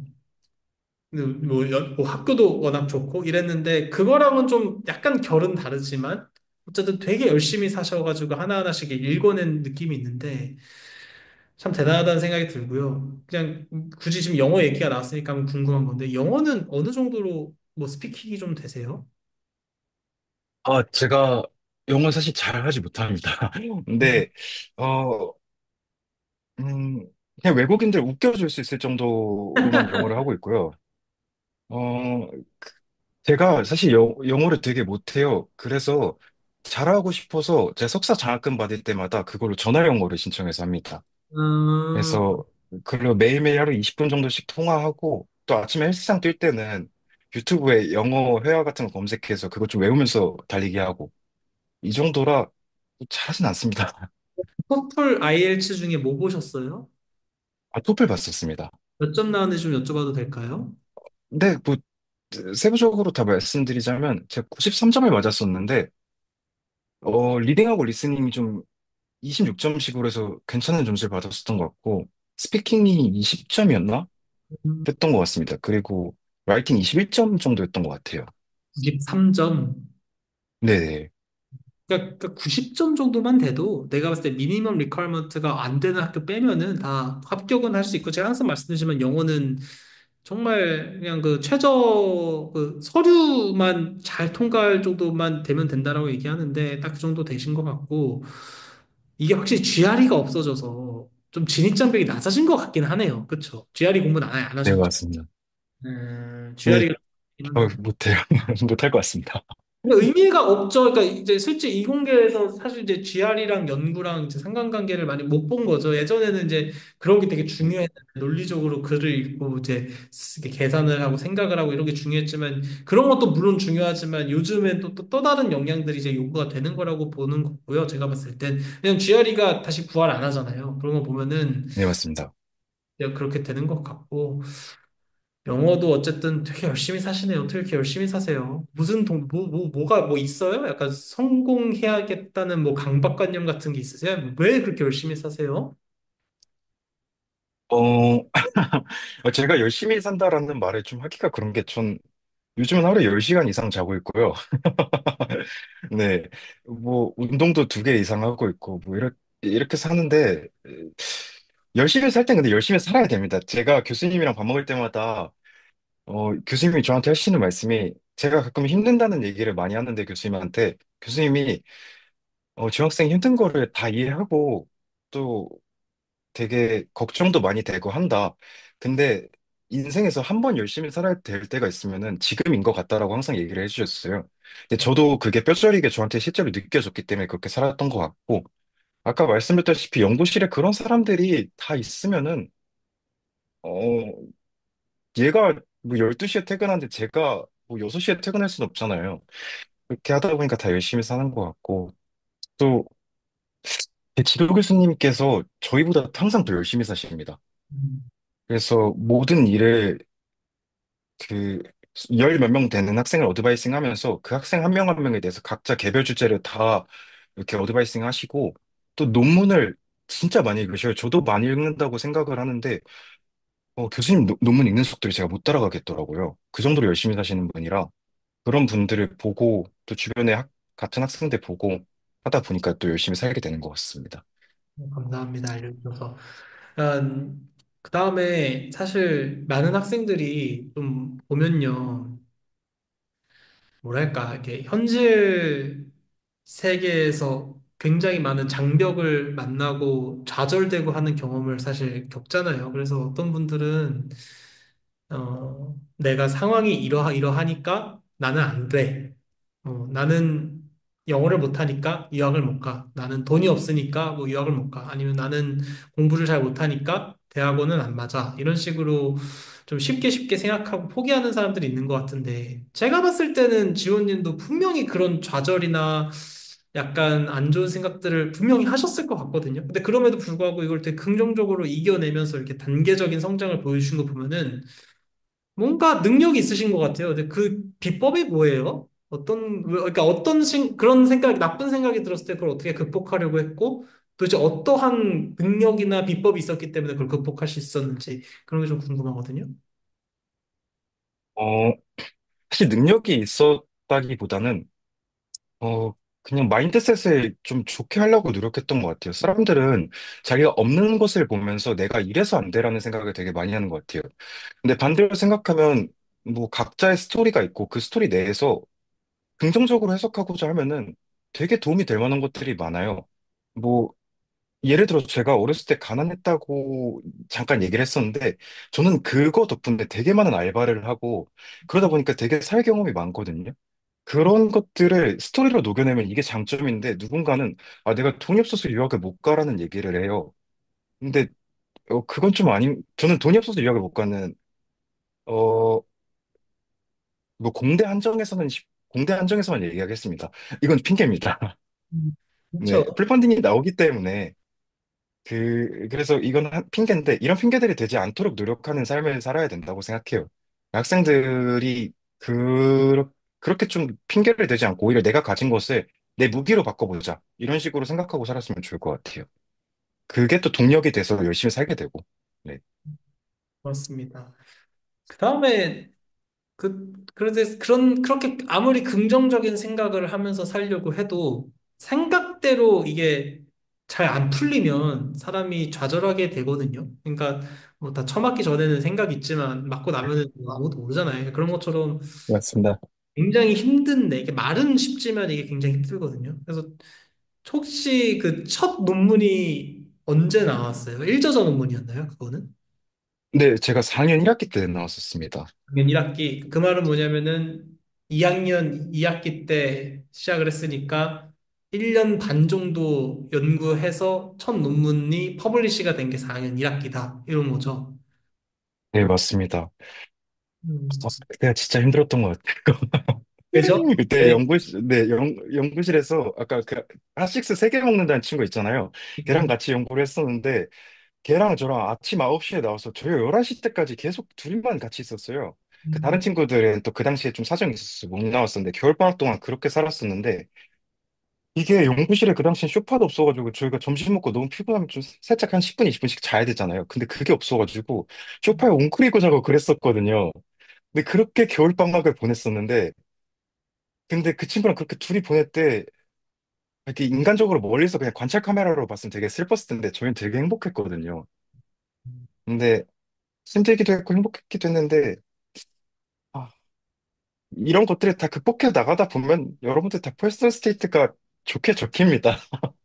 해줄 수 있는 말이 이거밖에 없네요. 다 힘든 일은 누구나 다 있지만 그냥 다 극복하면 되고 그게 여러분들이 더 빛나는 사람이 되게 하는 소재가 된다. 딱 이 정도밖에 얘기를 할 수가 없는 것 같아요. 해요. 다 참. 지나고 봐야 좋은 거지. 네. 그러니까 이게 열심히, 그러니까 좋은 생각을 갖고 열심히 한 사람이 또 운도 좋으니까 논문도 나오고 한번 이게 물꼬가 터지니까 이제 타다타닥 논문이 나오면서 이렇게 된 것 같은데 여러모로 참 느끼는 게 많은 시간이었습니다. 이게 되게 감사드리고요. 이런 얘기를 사실 쉽게 공유하는 게 어려웠을 텐데. 그러니까 왜냐면 이거 재미도 없잖아요. 솔직히 누구한테 막 얘기해서 막 무슨 뭐 DFT니 MD니 이런 거 얘기해봤자 뭐 공감되는 사람도 없고 뭐 대학원 간다고 하면은 뭐 취업이 돼서 돈이나 벌지 뭐하러 대학원 가냐 뭐 이런 사람들도 많은데 생각을 좀 고차원적으로 하는 것 같아요. 그래서 너무 많은 것들을 배울 수 있는 시간이고 이제 슬슬 보내드려야 될 것 같습니다. 그래서 사실 느끼는 게 너무 많은데 그러니까 이게 여러분들 느껴지셔야 돼요. 그러니까 가끔 사람들 보면은 진짜 누가 봐도 무슨 뭐 과학고에 카이스트에 그다음에 무슨 전문연으로 뭐 군대 대충 처리했다고 하면 안 되지만 저는 군대 복역하고 그다음에 이제 뭐 유학 가고 이렇게 하시는 분들이 있어요. 근데 그런 사람들의 이렇게 얘기를 들어봤을 때에 느껴지는 어떤 그 감동이 있고요. 이렇게 뭐 저도 마찬가지지만 지원님처럼 뭔가 이렇게 뭔가 하나하나씩 계단식으로 발전해 나가면서 어려웠지만 이겨내는 어떤 이런 다이나믹한 스토리를 들으면서 느껴지는 감동이 있는데 저는 이 스토리가 좀 더 재미있는 것 같아요. 뭐 또 다른 맛이 있겠지만 이번 시간으로 학생들이 굉장히 많은 것들을 느낄 수 있었던 계기가 될 것 같고 우리 학생 여러분들도 가급적 좀 남 탓하기보다 아니면은 자기의 삶을 비관적으로 보기보다는 밝게 좀 긍정적으로 보시면서 이 시간을 좀 이겨냈으면 하는 바람입니다. 진짜 마지막으로 물어보고 싶은 게 계속 더 많은데 너무 막 보내드려야 되고 또 나중에 또 기회가 있으니까 우리가 또 한번 자리를 마련해 네네. 갖고 정말 마지막으로 우리 유학 가고 싶은 사람들이 참 많은 것 같아요, 요즘. 뭐, 다양한 분야에서 또 무엇보다 또 미국에 또 살고 싶어 하는 친구들도 많은 것 같고, 정말 후배들 어려워하는 친구들이 있거든요. 뭐 가고는 싶은데 가지는 못하고 뭐 뭔가 연구는 하고 싶은데 뭘 알지를 못하니까 뭐가 좋은지도 모르겠고 뭐 이렇게 좀 방황하는 후배들이 많은데 후배들을 위해서 좀 길게 뭐 하고 싶은 말씀 있으면 좀 부탁드립니다. 이게 진짜 어려운 내용인데요. 연구 소개하는 것보다 이런 게 좀 더 어려운 것 같습니다. 근데 저는 제가 생각하기에는 저희가 유학을 가는 친구들이 대부분 젊음이라는 무기를 가지고 있잖아요. 근데 젊음이란 무기가 있을 때 저희가 이걸 휘두를 수 있는 최고의 방법은 여기저기 문을 두드리고 다니는 겁니다.